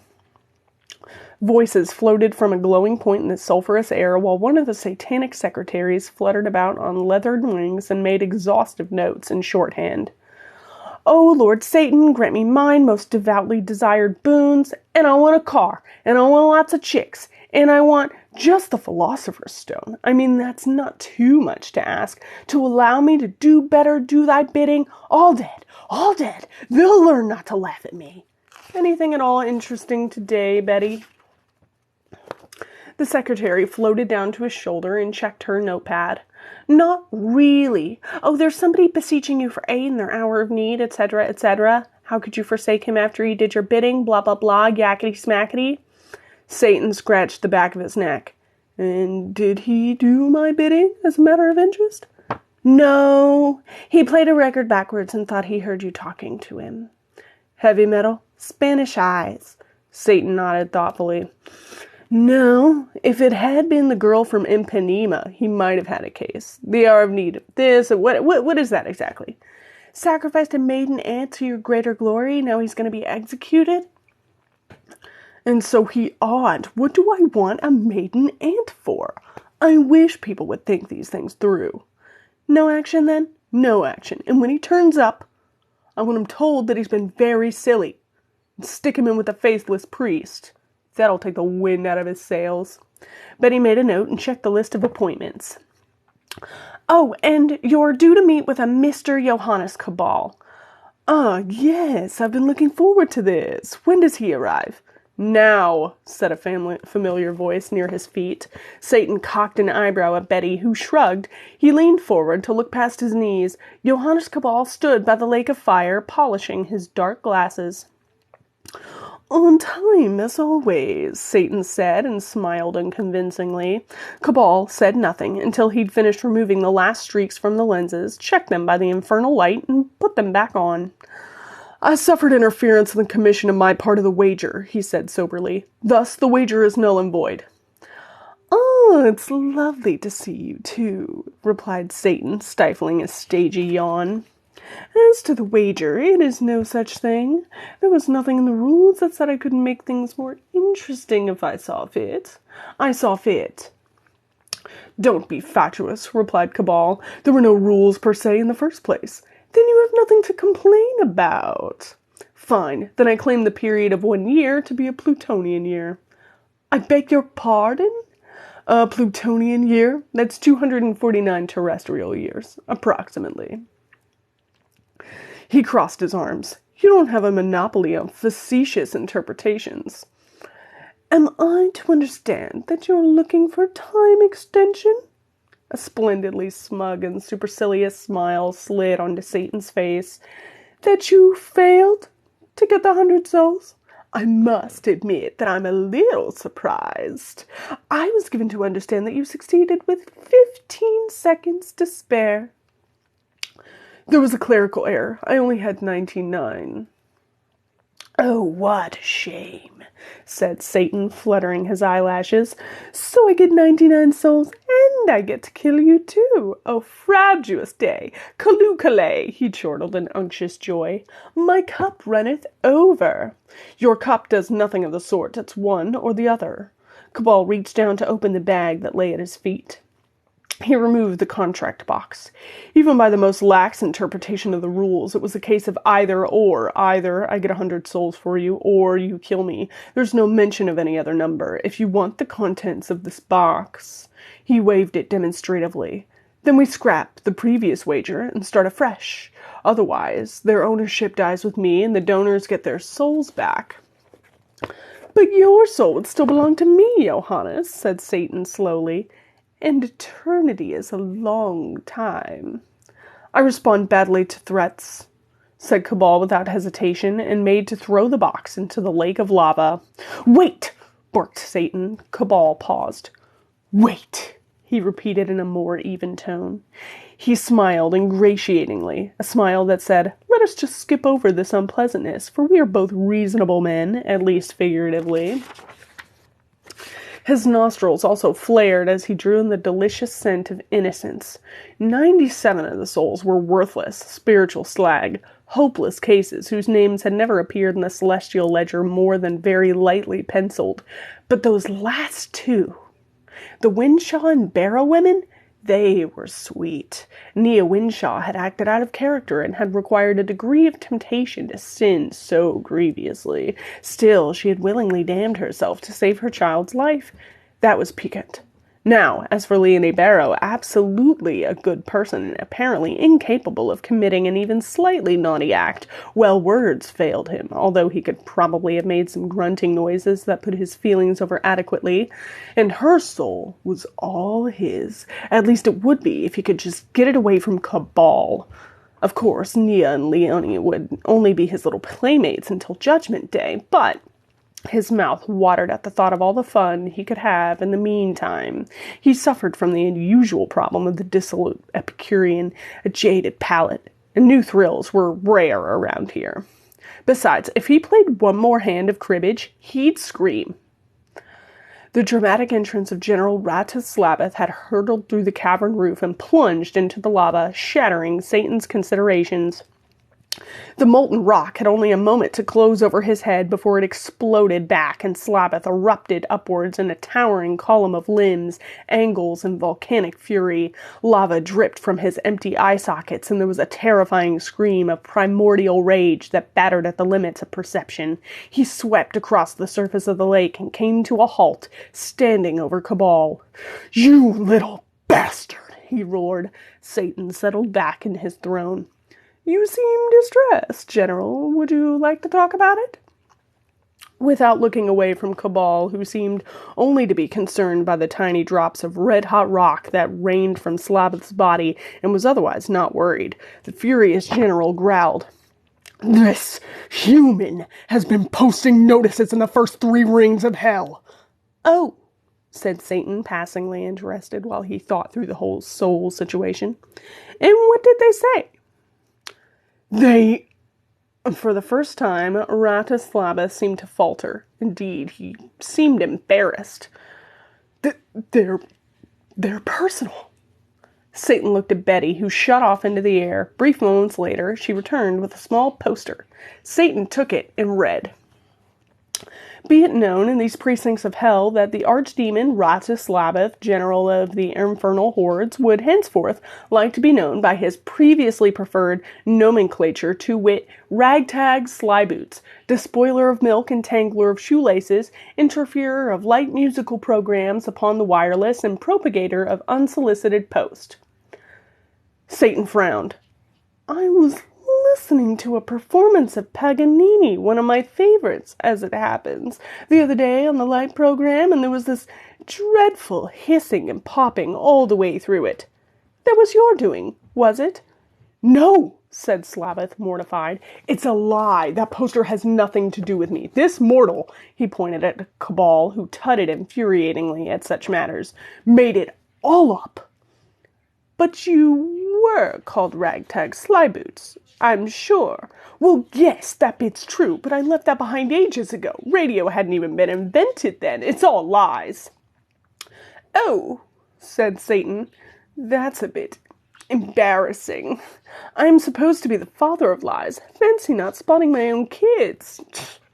Slyboots turned on Cabal. I'm really glad you lost the wager, mortal, because that means I get to kill you. Prepare to die. If he was expecting Cabal to cringe in piteous fear, he was to be disappointed. In fact, if he'd been expecting Cabal to do anything other than shake an admonishing finger and point at Satan, he'd have been disappointed, for that was exactly what Cabal was doing. Actually, said Satan in a calm voice that boded bad things, I think you'll find that the wager was with me, Corporal Slyboots. If anybody has the right to kill him, that right is mine. And as it happens, Mr. Cabal and I are renegotiating the terms of that wager. Therefore, I would thank you to return to the barracks and stay out of the matters that don't concern you. Don't concern me? Don't concern me? I'll have you know. Hold on, wait a minute. What was that? His voice dropped to a disbelieving whisper. Corporal? Slyboots? You heard perfectly well, Corporal. I haven't been happy with your performance for some time. In line for gingering up. Corporal? Echoed Ragtag Slyboots in a ghastly voice. I wouldn't look upon this as a demotion if I were you. Although clearly that's what it is, trying to think of it as a challenge. You swept up the ranks in a blink first time around. 1,200 years, said Slyboots, enunciating each syllable. He slowly took off his helmet, looked at it longingly, placed it at Satan's feet, and slinked slowly away. Satan started laughing long before he was out of sight or earshot. You can be terribly small-minded, said Cabal. Satan wiped a tear from the corner of his eye. You were the one who put up the notices. I don't have pretensions towards deification. Satan gave him a wry look.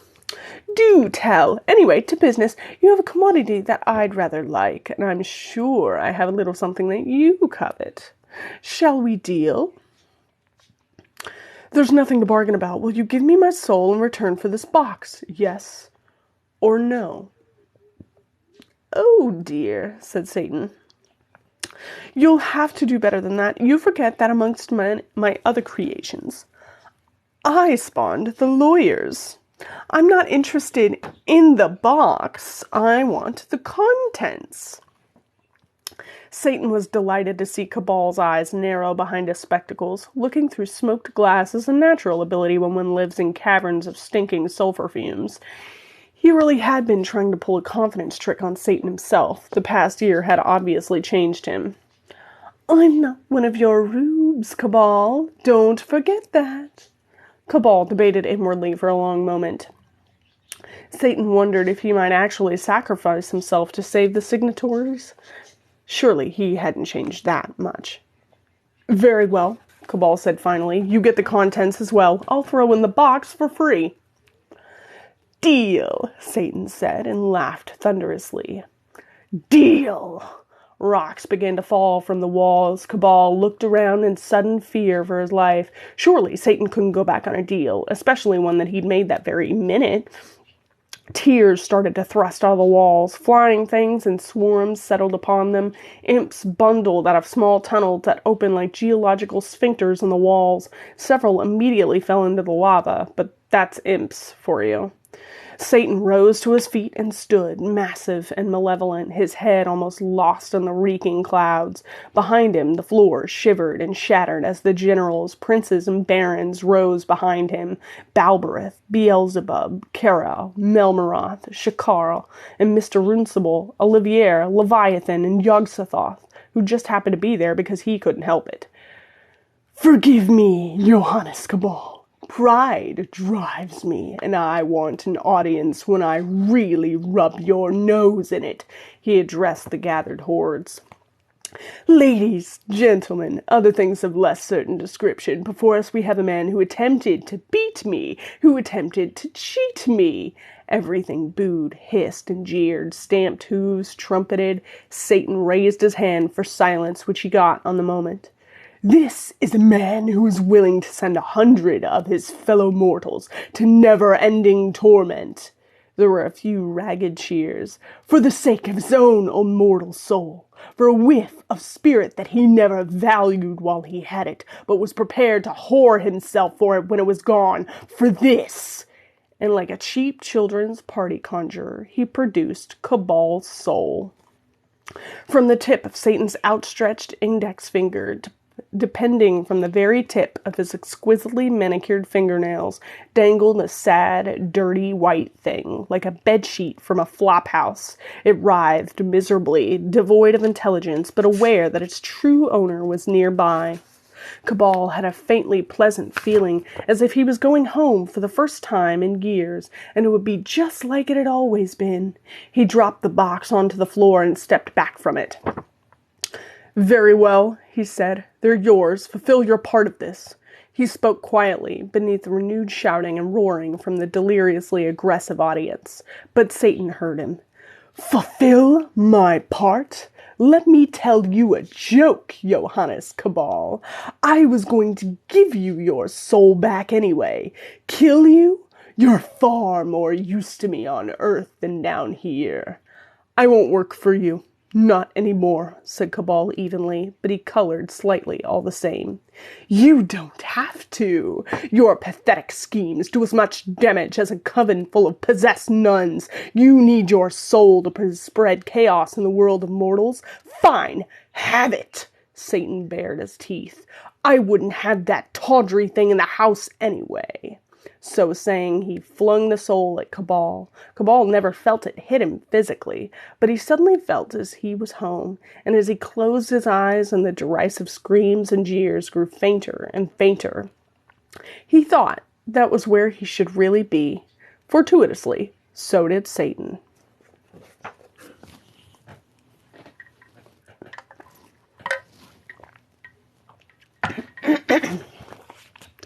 He could smell grass and trees and hear birdsong and a nearby river, feel a fresh breeze on his face that ruffled his hair and took the scent of brimstone from where it lay hidden in his clothes and blew it away and away. He took a long, very deep breath, held it for a long moment, and released it. He opened his eyes. He was on the path in the valley. A stand of trees on the hillside above him, the river running fewer than 100 paces away to his right. He knew exactly where he was.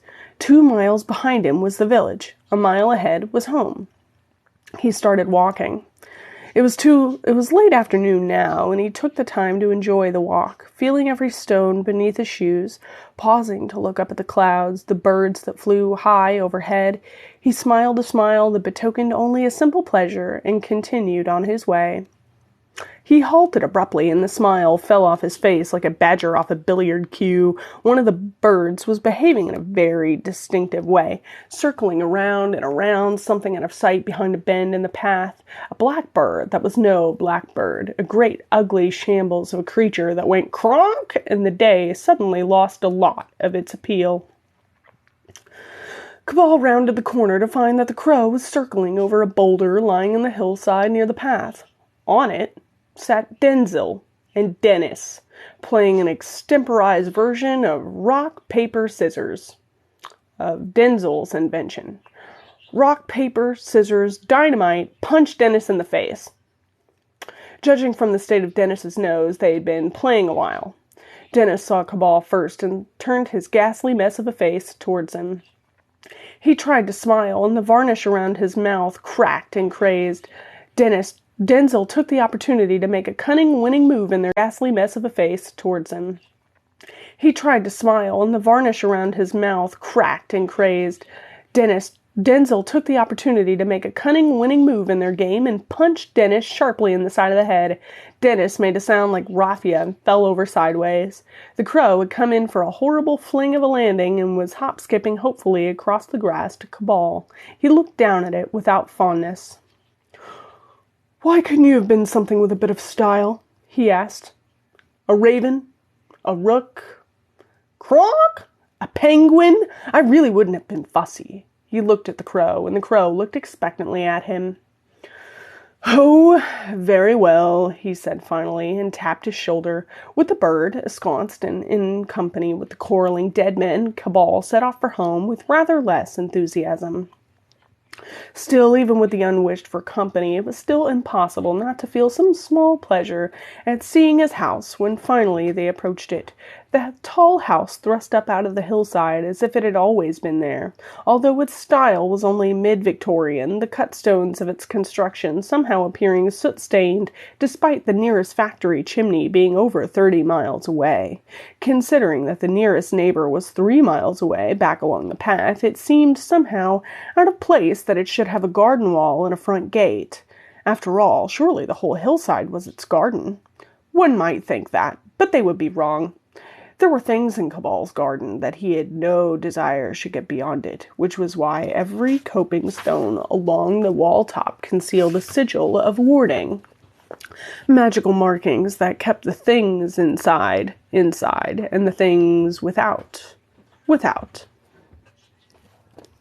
Cabal paused before the gate. By the post there were a few bones that certainly hadn't been there a year ago. A couple still had gobbets of fresh meat attached. These he threw down the hillside for the crow, which swept after them, making joyous noises, all of which were cronk. He shook his head. Circulars, hawkers, and salesmen were welcome here. It was cheaper than having to buy in meat.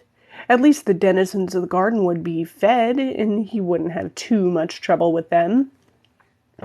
He opened the gate and walked in, followed by Dennis and Denzel. A multitude of tiny, chiming voices started whispering from the herbaceous borders. "It's Johannes Cabal! Johannes Cabal! He's back!" Dennis and Denzel, clown faces creaking, looked dubiously at each other. Cabal stopped by the corner of the house and pointed down the path that led around the side. "You two. Nothing personal, but I'm not having a couple of shambling disasters like you shedding pieces all over the Persian rugs. Down there you'll find a hut. That's your new home." As he watched them shuffle slowly out of sight, he ruminated that, not for the first time, he'd have something rather nasty in the woodshed. The crow clattered down onto the wall and looked at the herbaceous borders with lively interest. It was in the market for some small snacks, and the whispering things seemed likely contenders. "I wouldn't, if I were you," warned Cabal as he searched through his keyring. "My garden is a remand home for criminally insane fairies. Where do you think those bones by the gate came from?" The crow looked at him, cocked its head, and demonstrated the intelligence that had its species on vermin list the world over. It flapped its wings and landed on the small portico over the front door, safely out of the way of fairy darts and slingshots. Discretion wasn't the greater part of valor for crows. It was the only part. The front door swung open almost soundlessly beneath Cabal's hand. It was dark inside. Every curtain was drawn, every shutter closed. On the mat by his feet there was at some post, which wasn't unexpected. He'd had a long talk with the garden folk about acceptable visitors and enforced it with flashcards and cold iron. What was surprising was a circular for patios that had somehow gotten through. Turning it over, Cabal found scribbled frantically on the back, "They've got me cornered. For God's sakes, get help." He crumpled it up and threw it in the wastepaper basket. What use did he have for a patio? He dropped his Gladstone bag on the hall table and breathed in the air. Musty and a little damp, but not as bad as he'd feared. He would set about airing the place tomorrow, but right now he was expecting a visitor, and it wouldn't do to be unprepared. Where to begin? A fire would be pleasant and serve to start drying the place out. The living room grate was clean, if slightly dusty, just as he left it a little over a year ago. In the scuttle he found sufficient coal and some kindling. It all felt cold and a little damp, and Cabal doubted that it would catch without some help. Taking some paper that he had handy, he patted it around the wood and built the coal on top of it, lit a match, a lucifer, to be exact, and set fire to the paper. He sat cross-legged on the rug and watched the flame drive the moisture from the wood, watching the kindling begin to char and finally to burn. Some gentle blowing to provide encouragement for the nascent fire, and finally he could lean back, satisfied. He would really have liked to toast some crumpets or pinklets, but there was nothing perishable in the larder. He would have to renew his order at the grocer. He took out his notebook and opened it, touching the tip of the thin pencil with his tongue. Perhaps some tea, then. It would be stale, but still drinkable. He started making notes. Abruptly, it became a lot colder in the room, and he realized he was going to have to wait. His visitor had arrived a little earlier than anticipated. Out of the deep shadows in the corner stepped the little old man. He said, using slightly more phlegm and hacking than was considered polite, even amongst camels. "I was wondering when you'd be making an appearance," said Cabal, without looking up from the notebook in which he was making a list of things to do. "His worshipfulness isn't best pleased," said the little old man. "In fact, he's in a regular ranting bait." "Good. If I can give him so much as a tiny fraction of the pain and disappointment that this year has given me, I shall be a happy man." "He's saying you cheated him." "I did nothing of the sort. To tell him that if he continues to disseminate such slander, then he shall be in receipt of a sharp letter from my solicitor." "But he owns all the solicitors." "Then perhaps he should look up petard in a dictionary and take his medicine. Our dealings are at an end, and I did not cheat him." "The deal was that the 99 souls you'd managed to get, you'd shortchange them. He's not best pleased, I can tell you. You've made an enemy here." "Surely that's his job." "You know what I meant. I mean a special enemy. Look, Johannes, my boy, you and me, we go right back. Maybe we can work something out. The only thing I'd like to work out of you is your liver with a cold chisel." The little old man took an angry step forward, his pretense at bonhomie vanishing like a snowflake on a griddle. His face worked violently as if he were having some seizure. Then he roared a roar, not heard around those parts since the late Mesozoic, and started to swell. Growing larger in the flickering firelight, he took a step towards Cabal, who finally deigned to look up at him. "Ah," said Cabal, "so there you are, finally taking some notice, are you?" For the little old man was certainly looking rather more satanic. The thing that was now not nearly as little or manlike as it had been a moment before clacked its claws on the floor and snarled. "Where are the contracts for the Winshaw and Barrow women? They were part of the deal." "No," said Cabal. He got slowly to his feet and looked the thing in the face. "The deal was for the contracts in the box. You've got them." "Those aren't the ones I wanted. They're garbage."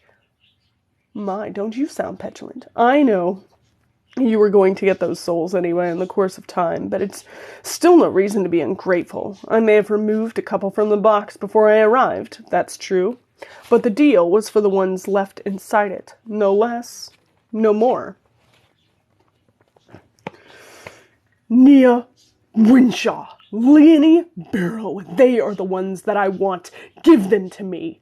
Over the fireplace was a deep shelf upon which sat a wooden box, perhaps a foot along each edge. The box had no obvious lid. It giggled unexpectedly. The little old man looked at it sharply. "What was that?" "Nothing. Somebody once told me that manners maketh the man. Lucky for you, you're not really a man, that is. Come along, there's no reason for all this animosity. Draw up a chair." He raised an eyebrow and added pointedly, "Enjoy the fire."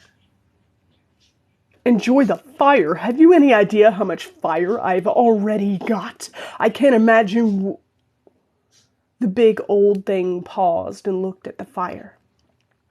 You didn't. I've been away a year. The kindling was a little damp. Fortunately, I had some waste paper that started the fire splendidly. Actually, it wasn't paper so much as You! The thing that wasn't quite the little old man seemed stuck for imprecations. You didn't! I did, said Cabal. And I have every right to do so. You only had yourself to blame. You should have asked Trubshaw to oversee the exchange. His pathetic little penny-ante, nitpicking, anal-retentive mind would have insisted on every contract being counted out. Speaking of whom, how is dear Arthur? We can't find him, seethed the thing. The dam down on the plain won't hand him over. You're doing again. Oh, yes, said Cabal matter-of-factly. My doing. Again. You haven't heard the last of this, the thing roared and vanished, leaving a stinking fog of sulfur flames. Cabal wafted at the smoke with his hand. I rather think I have, he said to himself. He put his hands on his hips and looked around the room, turning on the spot. Now, what was I doing? He consulted his notebook. Ah, yes, tea. The day died slowly, and night came to the valley. Cabal didn't notice. He had drawn up many observations and plans over the last year, and would soon start the great task of cataloging them properly in its extensive coded records. The preliminary work took him several hours. 2 pots of tea, and a tin of luncheon meat that he ate from the can. The Assam tasted like boiled wood shavings. He would certainly have to go to the village and lay in new supplies for the next day. He also drafted a couple of letters to address in Penlow on Thirst, explaining that their contributions, although appreciated, had been surplus to requirements. Finally, as the evening wore on, he saw that he had written the same line twice and realized that his attention was wandering. It was time to rest. He snuffed the candles out, poked the glowing coals a little, placed the fire guard carefully, and left the room. Out into the hallway and back towards the kitchen, he stopped by the door under the stairs, opened it, took down the oil lantern and lit it. Then he descended into the cool air of the cellar. In the corner was the generator, and it received his immediate attention. He'd been quite happy to work by candlelight earlier, but now he needed electricity. He tapped the fuel gauge, found it satisfactory, and turned over the motor. After a couple of dry attempts, it caught, and the maintenance lights on the wall started to gently glow. He looked around. The cellar looked innocent enough. A few shelves with empty paint cans upon them, some old tools, bundles of ancient newspaper, a couple of mouse traps here and there.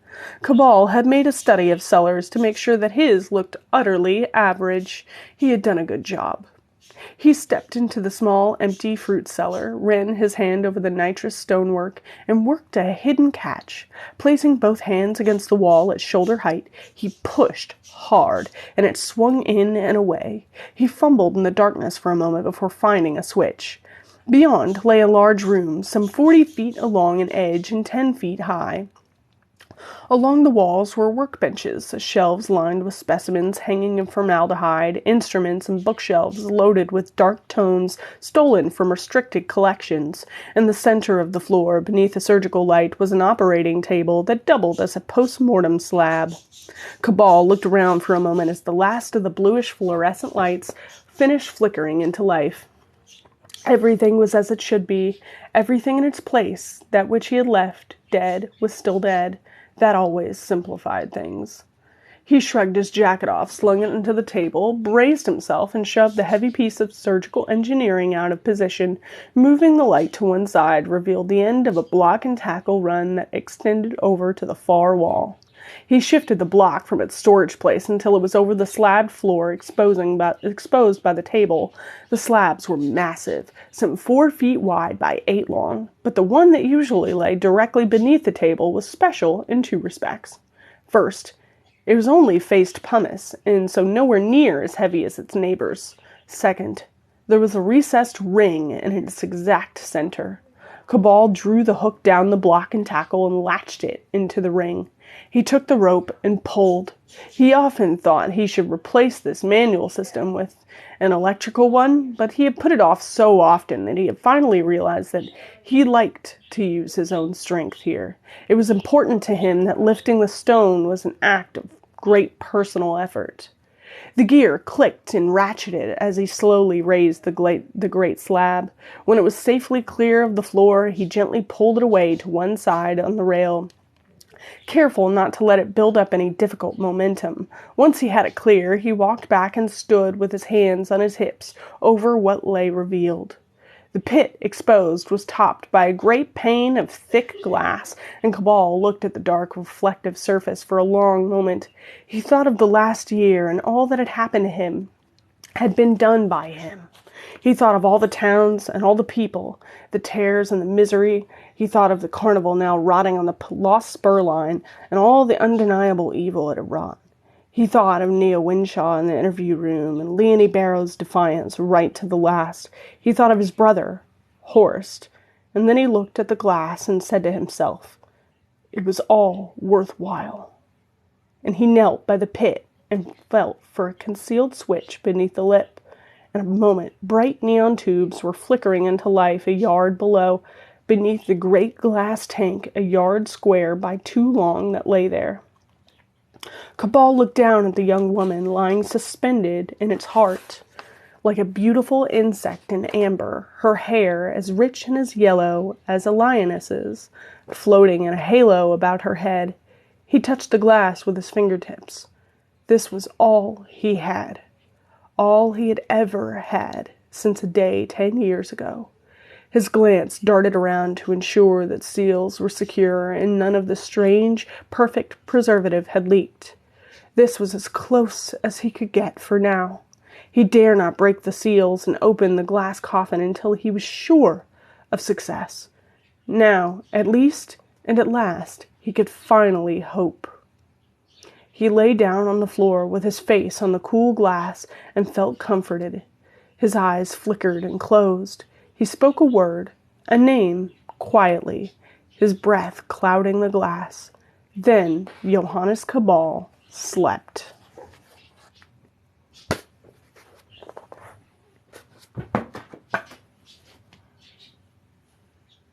The end. You can all go to sleep now. No.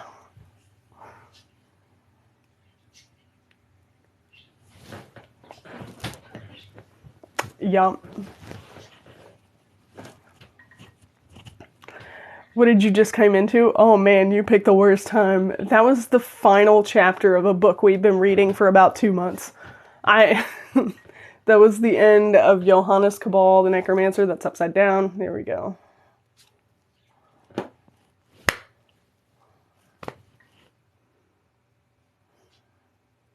And he actually decided he did trick Satan. He did trick Satan. He didn't give him the contract for Leonie Barrow or Nia Winshaw. And how do we know that wasn't his plan the entire time and Horst just fucked shit up because he didn't think Johannes was capable of that? Questions.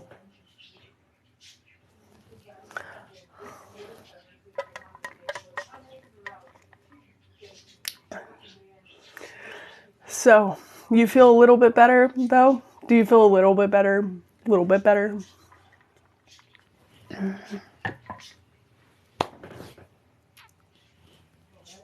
I know, and the thing is I'm not. Nope. Oh, sweet. We're all gonna have matching cat mugs. You don't know if you feel better? That's fair. I thought some of you might feel better, knowing at least that he wasn't a complete dipshit. Like, it wasn't all for nothing. Horst made some sacrifices, but it did get through. Like, what he was trying to tell Johannes, like, a measure of it did get through. Because otherwise, he would have just left those contracts in there. If he really didn't care, he wouldn't have done that.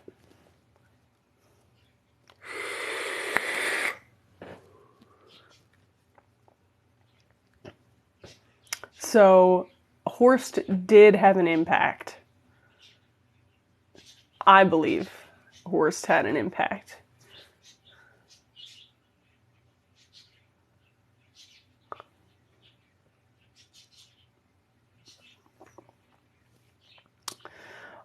But I know that's little consolation currently. But it was a consolation to me, but I realized not everybody's gonna care. Yeah, they have matching spoons. I love those mugs. That's my favorite mug. Not gonna lie. You still don't feel better and you're not sleeping now?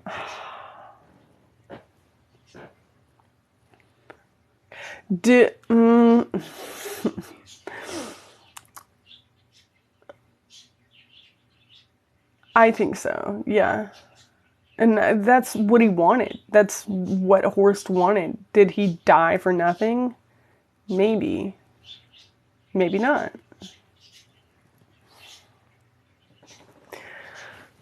I'm not saying any more on the subject. We're just going to have to read the rest. Which I wanted to ask you all, what do you want to do? Because if we are,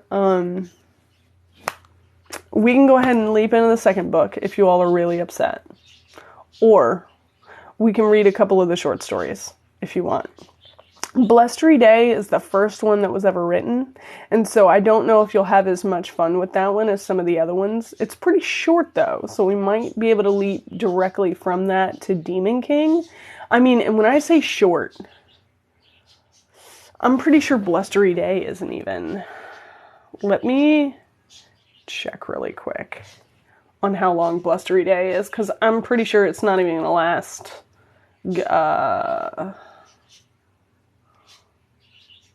That's Demon King. Hold on.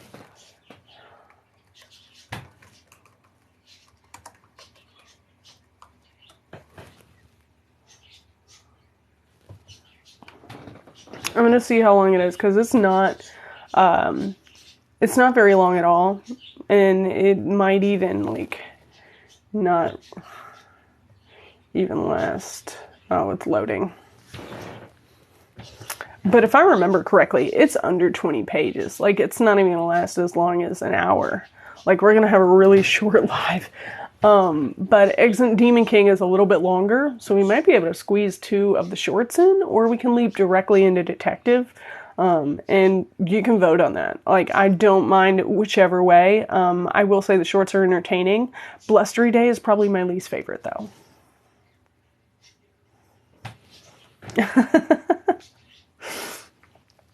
If Johannes is your Mary Sue, I don't know. You would think so, but especially in the first book, he comes off, like, at least the first half of the first book, he comes off very cool and collected and how you'd want to be, like, I guess from the outset. But no one really gives a thought to how those characters actually are.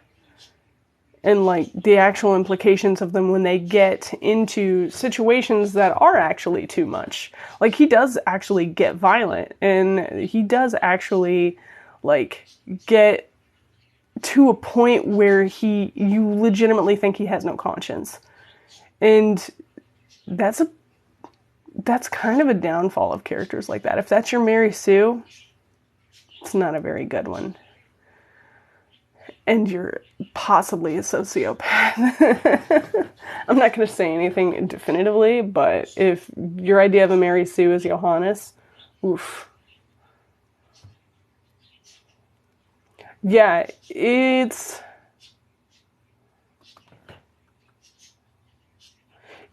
exactly like 18 pages. It's only 18 pages long. So, it's not too long. And if you wanted, we could do Exit Demon King as well, if you wanted to do the shorts first. That just minimized that whole thing. The only thing is there are no actual physical copies of these. So I had to get a lot of them as ebooks. Oh, thank you. I'm glad I make you smile. So I'll have to have my laptop in my lap.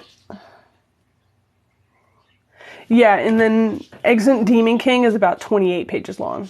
So we could potentially get through both of those next week if we wanted to do that. If you want to do the shorts before diving into detective, or at least the shorts that are relevant before detective.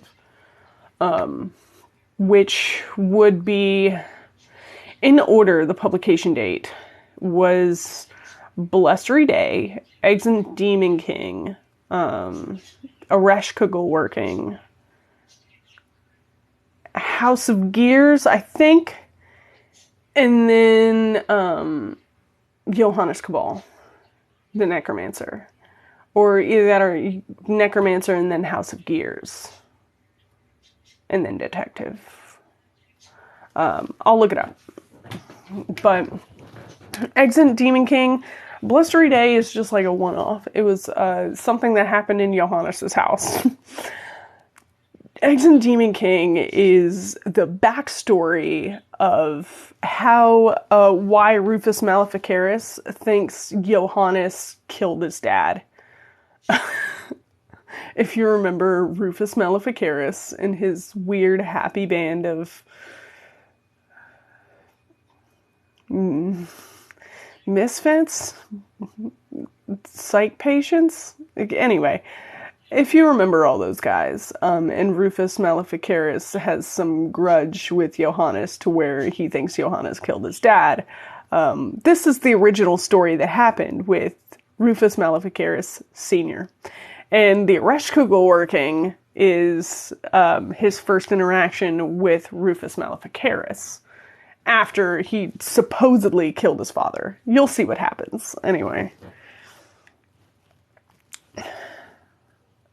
But the short stories are all only available on ebook. So for those of you who've been like diligently searching for the actual book series, short stories you're gonna have to get them off on ebook if you want them at all. You want the Rufus backstory? Excellent. We'll do that. Sounds fun. But yeah, those, at least Blustery Day and,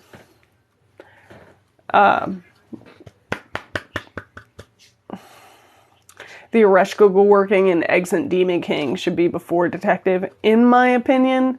We can also do House of Gears, which isn't super related to anything, but it's a good story. It's different. I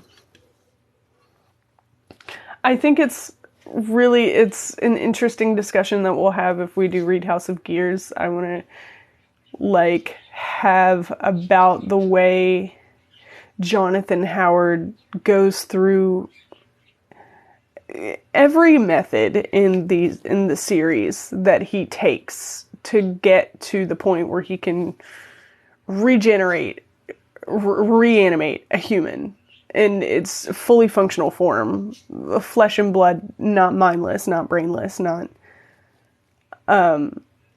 every method he chooses has like a different avenue, and like each short story and like each different avenue, like there's a lot of magic in it, yes, but House of Gears is more specifically scientific in its approach, which I like and I think is entertaining, but it was really hard to find. So I'm gonna have to get it at some point. Oh, are you leaving? Oh no. Okay, bye. I hope you have a good night, good shift.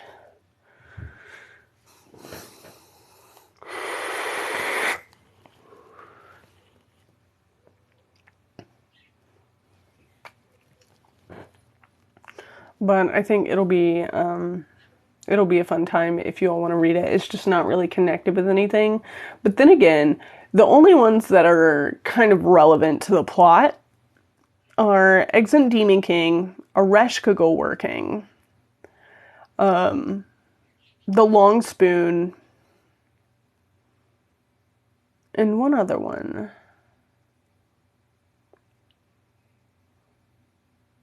The Death of Me. The Death of Me. But Death of Me is also included at the top of Fear Institute, so I was just going to read it along with the Fear Institute. It's like 2 or 3 pages. We cannot, absolutely not, stay forever. I cannot emphasize that enough. So sorry to ruin your good time, but I can't stay here. I have to go hydrate myself and try and get rid of COVID. I made it through those chapters, though. I'm amazed. I just did not vape the entire time I was reading, and then just coated my throat with Chloraseptic. You can stay in the voice chat forever. I'm not staying there forever. I gotta leave at some point. I do. I need to rest.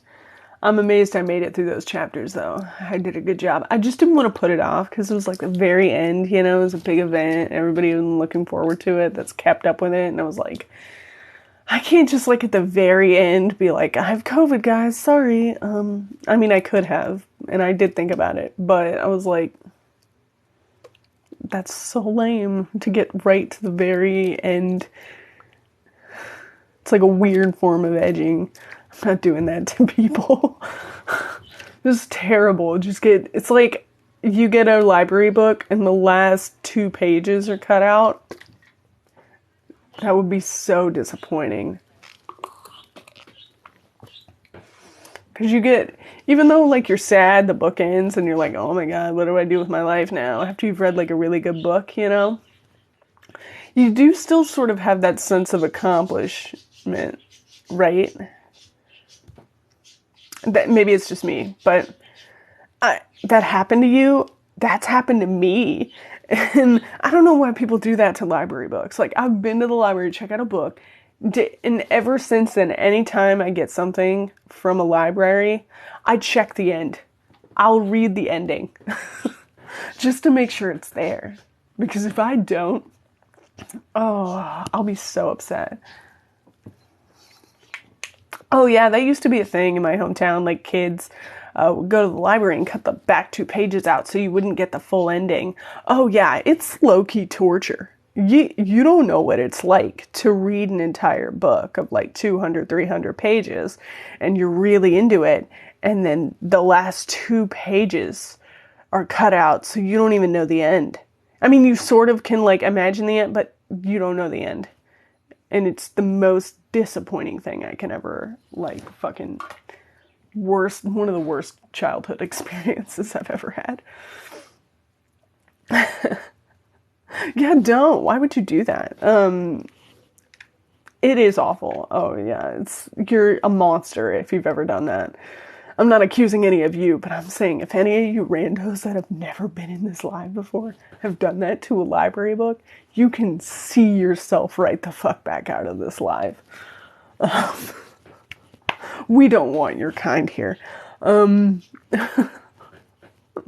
We accept all the gays. We accept the entire LGBTQI community. We accept anybody, any POC, and absolutely. But if you are the type of person that cuts the back 2 pages out of library books, you can see yourself the fuck out right now.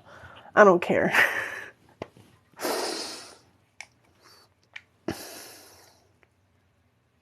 Yeah, people will do that as like a weird form of torture, right? Yeah, people just would do that as like a full monster. Why? That's the thing though. It's okay. I understand psychological torture, right? But at the most part, if I'm going to psychologically torture someone, I want to be around there to enjoy the effects of what I've done to you, right? Especially if you, like, deserve it. I'm not saying I do that to people who don't deserve it. Everyone I've done it to deserved it. But what I'm saying is I would like to appreciate the fruit of my labor. I don't just do that and then leave knowing that someone is going to have that happen and that some nameless, faceless creature is going to show up and get that book and be excited as hell about it and then have that ripped away from them while I'm not available to watch. Like, why would I do that? I don't understand. I don't understand the point of it. I don't understand your point. Just to be a whole menace.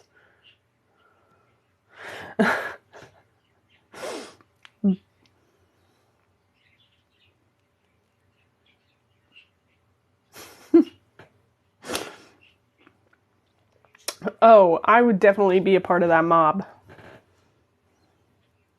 Oh no. Yeah, see, that's what I mean. It's like, I love being a menace, but I want to watch it. I want to watch it go down. Like, I'm going to be right around the corner waiting for it to happen to you. And I'm going to enjoy what I've done. I'm not just going to cut some pages out of the back end of a library book and then leave just knowing that someone eventually is going to be upset. No. I want to catch that shit on video. I want to be able to repeat. I want to enjoy it. Maybe not on video, but like, I'm going to be there when it happens to you.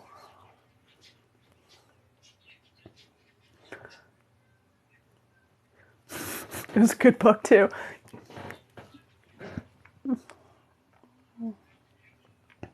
See, yeah, like, why would you want to do that and then not watch the disappointment? Like, okay, I could understand that if literally you made it your job to wait in the library until someone had, like, gotten the book or whatever. You know what I mean? But even then, you would have to be present all the way up until the point where they finished it to really enjoy it. How are you going to do that? How are you going to manage that?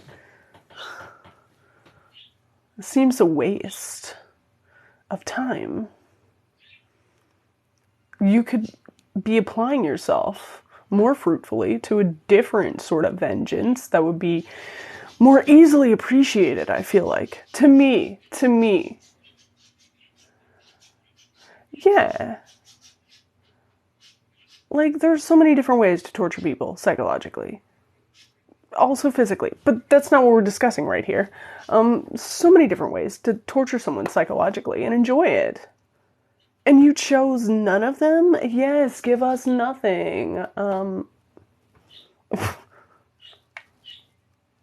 Right? Anyway, I'm glad you all seem to agree with me.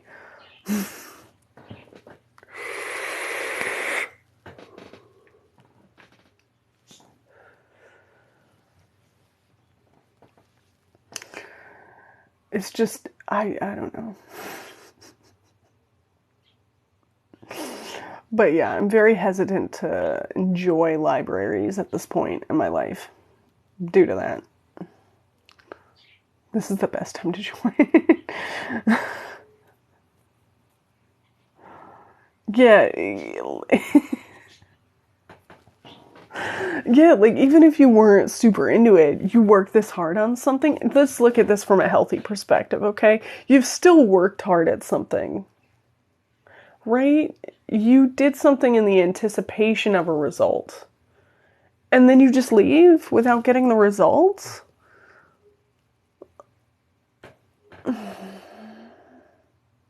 That's hopeless. Right? You're just a hopeless person.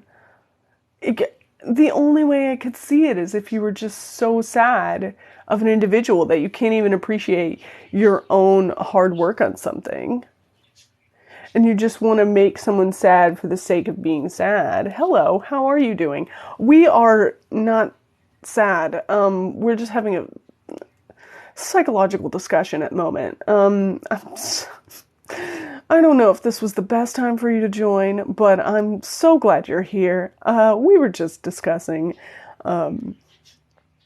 minor things that happened to us in our youth, one of which is I went into a library once and I retrieved a book, and then when I got to the end, the last 2 pages were missing, and so I didn't get to enjoy the ending, and I was just positing that psychologically, what purpose that would serve to where you went and cut the back 2 pages out of a library book and weren't around to witness the fruits of your labors on the person that inevitably picked it up and enjoyed it all the way up until the last 2 pages. Oh no, not you. You're not hopeless. No, I'm saying the person who would do that sort of act, who would cut the back pages out of a book or the back chapter out of the book just for you to not enjoy it. But you're a nameless, faceless person that has no interaction with whoever has done this grievous act, correct? So, what joy could they possibly have gotten out of cutting the back out of a book when they aren't around to witness the fruit of their labor, is what I was saying. I said at that point, you're hopeless. Anyway, there's the recap. You could listen to this for hours. Well, exactly. My point exactly. Hopeless people. It's what I was thinking. Because I was saying, if you were going to psychologically torture someone, the best way to do it, I mean, I just feel like if you were going to put that much effort into doing something that you know would, cause upset in another person, I would want to be around to witness it if I had worked that hard on something.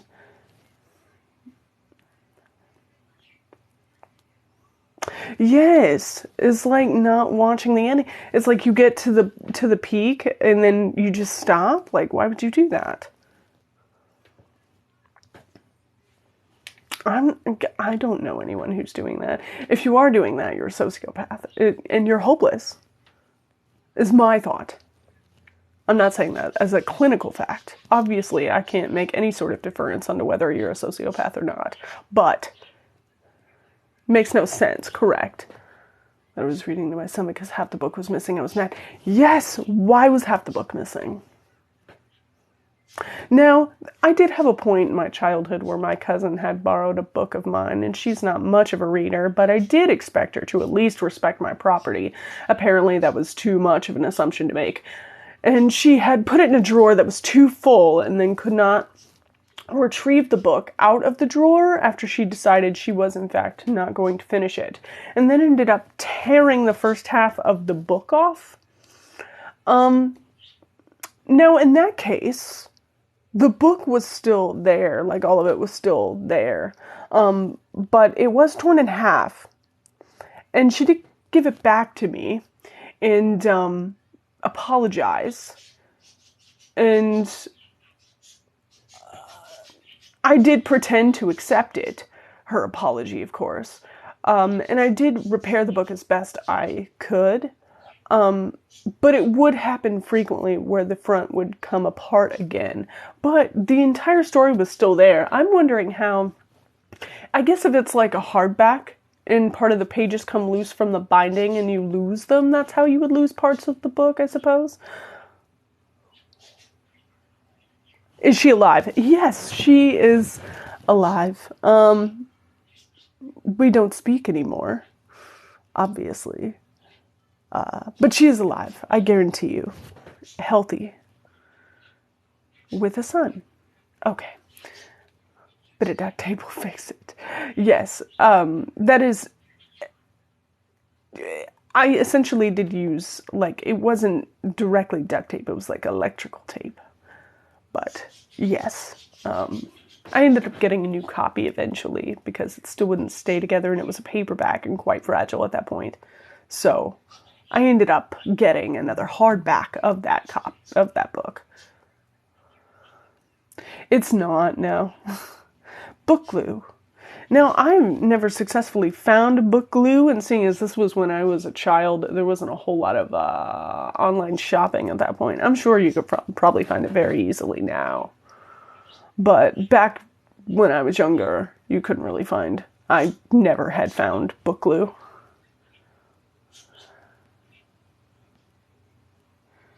It took $150 whoa, what did I miss? $150 for a book you didn't destroy.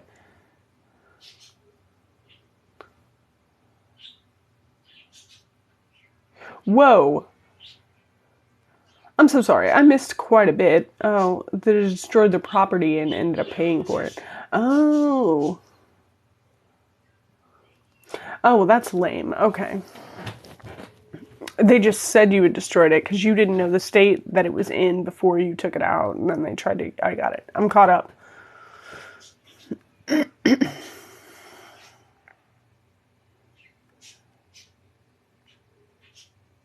You can't find book glue in stores still? I would think it would be a little bit easier to access now, but I don't know. Not sure. Cool. Not that I really need to repair any about. There's very little people in my life that are coming in and ruining books and then keeping their relationship intact with me. It rips as easily as the paperback. So our relationship, I mean. So the amount of people that have an existing relationship after destroying a book of mine is pretty much non-existent. So there hasn't really been a situation where I need book glue. It was moving quite fast. I can't always keep up with you all, but I try my best. I have to order it from a library supplier. Oh, okay, that would make sense. Never found it in a craft store. Yeah, come to think of it, I've never directly looked, but I've also never seen it, so... But in any case, I have very little use for it now. I don't loan my books out a lot. Pretty much, how I'll do it is I will...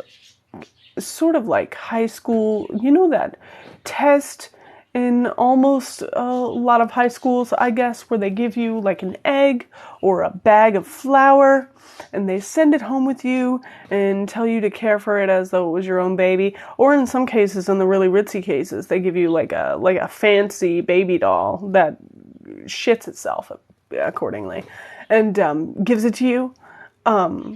And makes you take care of it. I essentially do the same thing with a book I don't care about. I send it with a person that I've had an existing relationship for some amount of time to where I feel like I can trust them. I may be able to trust them, and I give them a book I don't care about. And I'm like, here, you should read this. And whether they should really read it is immaterial, because at least if they have it, I will, 1, know if they return it, and 2, know if they've done any harm to it. So that way, if I loan them a book that I really particularly care about, then I won't have to worry about its safety. So I normally do that, and there's very little people I even try that with anymore. Yep, no, go to the library. Exactly. If anything happens to that book, I'm never loaning you another one again. So take good care of it. That's essentially what I do. And I always loan them something that I don't care for, that I've picked up that I thought I would like. So like currently, I suppose my test book would be Outpost. It's a lovely hardback. Nothing has really happened to it. Did I care for it? Absolutely not. So that'll probably be my new test book. Just interesting enough for people to think that it's a worthwhile endeavor, enough to keep the book and read it. But if anything happens to it, I'm never loaning them anything like Johannes.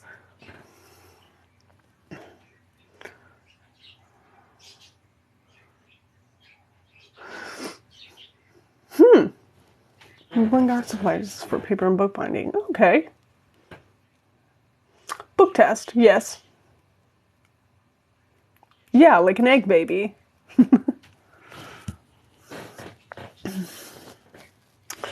I didn't take home ec when I was in high school, but I remember the students that did. They had 2 real babies, like 2 of the real doll baby looking ones, and then everybody else had bags of flour. So I think we only had a limited amount to go around. But for the people who did take home ec. And yeah, essentially it's a book test. If you don't pass it, you're renting this live now. I don't know what you're going to do when it ends, because you can't stay here when it ends. It'll boot you out. Joanne's and Michael sells it too. You had the robot babies? The robot babies seem by far the worst to me. Because 1, babies crying is a hard no for me. I hear a baby crying, I'm out. I could never be a parent. I hear a baby crying and it's like a visceral lizard reaction to kill whatever is making the noise. And I don't think that's healthy. I can't be around babies. My key lizard brain is like, eliminate the sound. Hence why I never took home ec. I knew I would be terrible at it.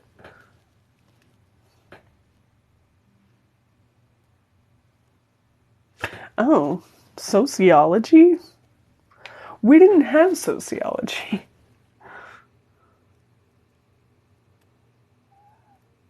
I never had a problem. I passed that class with 100%. Excellent. I was really good in every other class. Like, all the normal classes I was fine with. I had a bigger problem with, like, extracurriculars. I didn't do very well.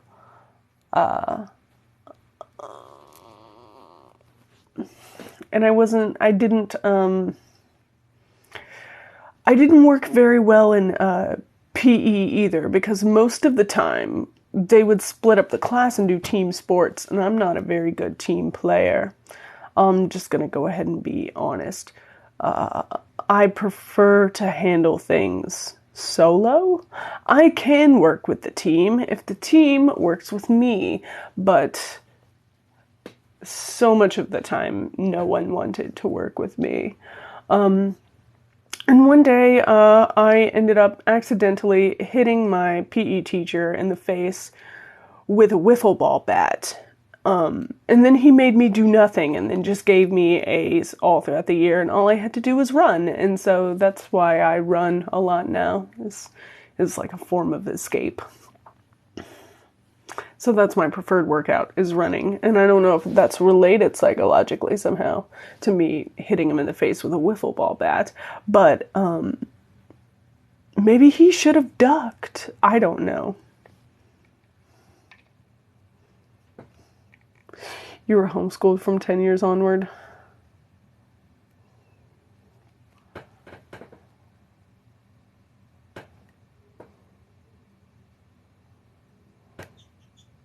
What did I miss?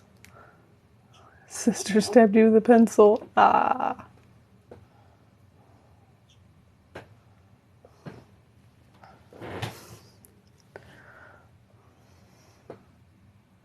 Yeah, I shouldn't have been standing so close.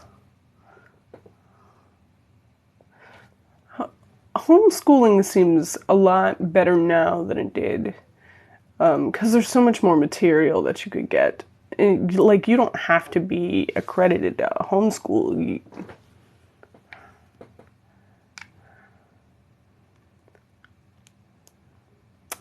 You can't live here. I'm going to evict you within a matter of hours. You can live in the Discord. Why don't you just live in the Discord? Thank you for coming, T Galaxy. I'm so glad I'm so glad you came, and I'm sorry to see you go. But next week we'll be doing the short stories. So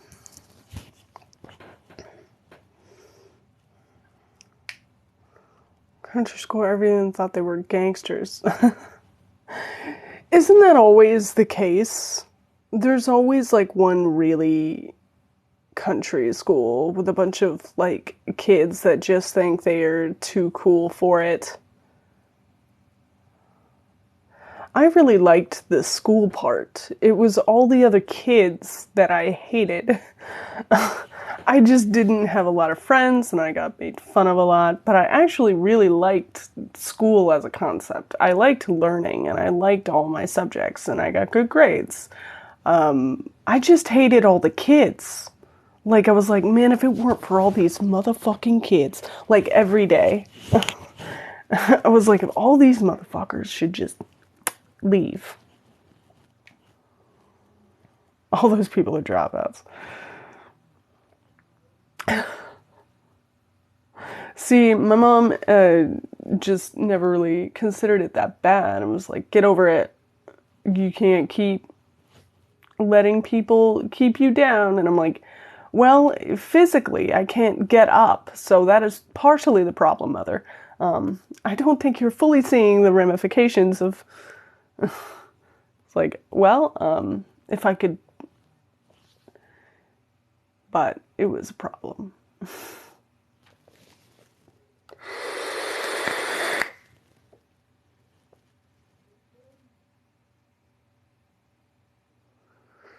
%. My phone is about to die. And until I get another one for this room, I'm going to have to unplug it and say goodnight to you all, because I only have one charger now. The other one shorted. There was one in here that I used to plug my phone into for on the lives, and it shorted the other day. Like the cable, it just won't. It says it's charging, and then it says it's not, and then it just keeps doing that until it... So I'm gonna have to get another one, but until I do... Oh, if you only knew how wrong that statement was. I have so many cords over here. You don't even know. It's a whole...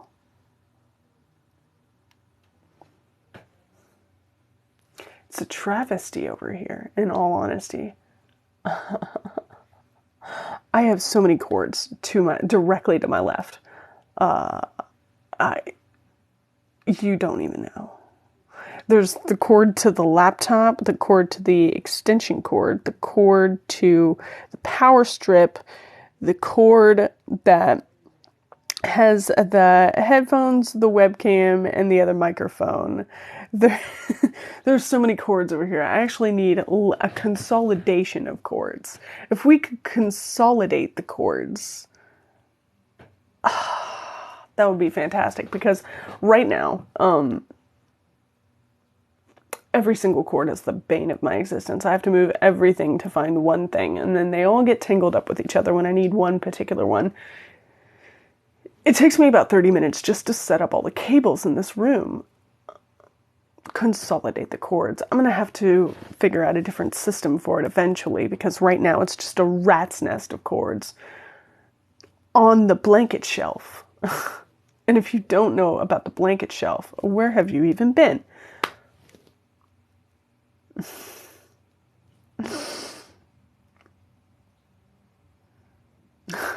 I'm glad you could make it.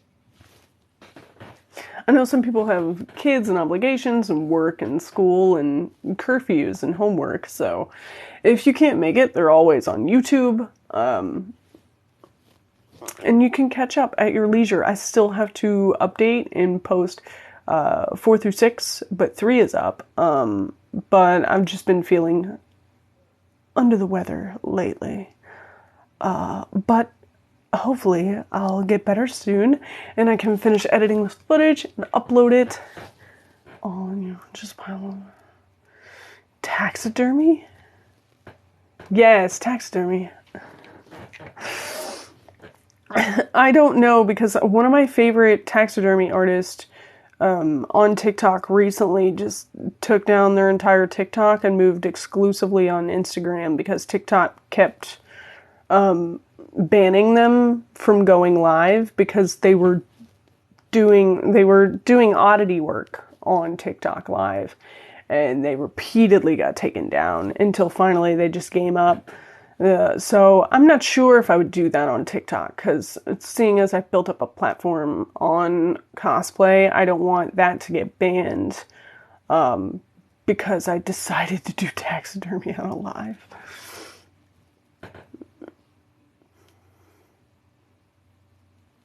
Oh no, of course I do not. I do not mind that at all. I'm thinking of, like, if we ever want to read, well, I have redacted now. Yes.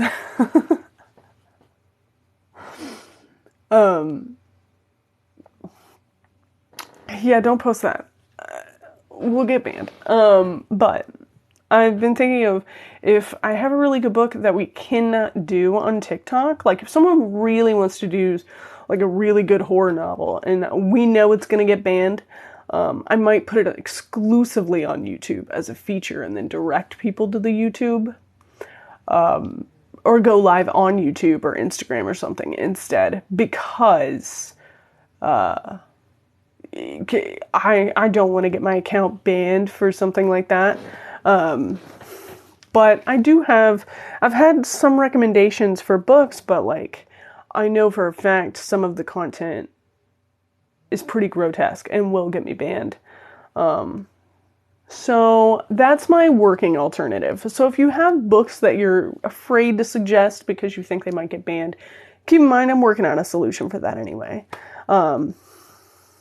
It's under the same name, Anxious Undertaker. There's also a link in my TikTok bio. So you can go and click the YouTube link in my TikTok bio and it'll take you there.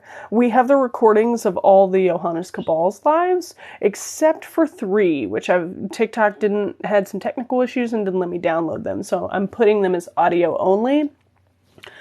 And I'd have them up already, but I've been sick and busy. So, unfortunately. But they will get uploaded. And then you can binge watch all of Johannes anytime you'd like. You need to hop off. Thanks for the story. Of course, thank you for staying with us through the story. I love reading to you all. And I'm actually going to have to hop off here. And well, we're at 13%. Hey, when the phone dies, you'll know. Because the live will exit. You need to try and sleep. I should go too, because I'm going to have to charge my phone. And my charger's not in here anymore. Or I don't have a working charger in here anymore. So I'm so glad you all can make it. And next time we'll be reading some short stories. Also to do with Johannes. So, you're haunting Noti Bean. Good. I had fun and can't wait to hear you read again. Next Tuesday at 8 Central. Yes. So... that'll be the next time, every Tuesday at 8. Bye. Bye. Thanks for coming, guys.